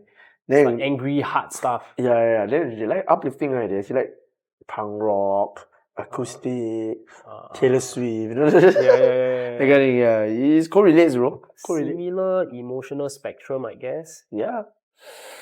Yeah, okay. So other than your upcoming event, any other things that's happening in your life? I think another event that is confirmed also on the 15th. What, 2 events in a month? No. 4th May is one. That's for May. Then 15th, we have another international artist for in June. In June, yeah. Oh. So it's a little bit more of support Asia rather than international. So it's international, but like it's a support Asia act. I'm actually opening for him. But this time also like I'm challenging myself more lah. I'm going to do a classics warm-up. So rather than just doing a normal Anjunadeep kind or progressive kind of warm-up of all the modern music, but I want to challenge myself to do a classics warm-up because this guy, he's also a boss of a certain like trance kind of brand in Thailand, you know. So like because I know this is going to be posted a few days soon, so we haven't announced yet, so I'm not going to say who. But yeah lah, you know, like so I thought like it's good that I also open for him. So it's like a good boss to boss kind of like exchange program, you know, like yeah. So and like I'm pretty in touch with him and everything, and yeah, I know he gave me my first international gig also. Yeah, so I think he deserves to have a chance in Singapore too lah. So that's why I'm bringing him over, and yeah, I'm gonna challenge myself actually personally to do a classics warm-up. I want to challenge myself. And yeah, another thing personally for me is this event is on the 15th June, by the way. 15th June, okay, Saturday in Iki, is 1 week before the best trance festival in the world, which is Luminosity Beach Festival at Amsterdam. So I'm going there 1 week later. So this next Transform International after this May one, the one in June now, is more of like a pre-Luminosity party lah. Yeah, that's how we're gonna brand it as. Yeah. Are you in link with the Luminosity people? I wish, man, because like yeah, like they're really the OG people. Like, hey, they bring, I don't know, man. Luminosity is just like they reach that what you say the critical mass, whereby the unit economics, everything is still the same as how we spend. Same unit economics also in terms of like how much we need to pay for rent, how much we need to pay for this and all that. Same. But just they reach that critical mass. That like is enough for them really, you know. So that's why they are able to afford artists like Marcus Schultz, Paul Van Dyke, Perry Costin, Ali and Fila. Oh fuck, man. Paul It's Van a Dyke. chicken and an egg thing already. You It's chicken got and egg thing, money, yeah. then you can get talent. You get talent, you get people to come. People to come, then you get money. Then you just keep. Exactly. The rich get richer. Today, if you ask me, from me, right, like that main word takeaway I have from you today is critical mass. Legit. It's so true, man. Like for underground genre, it's like we just need to find that critical mass, you know.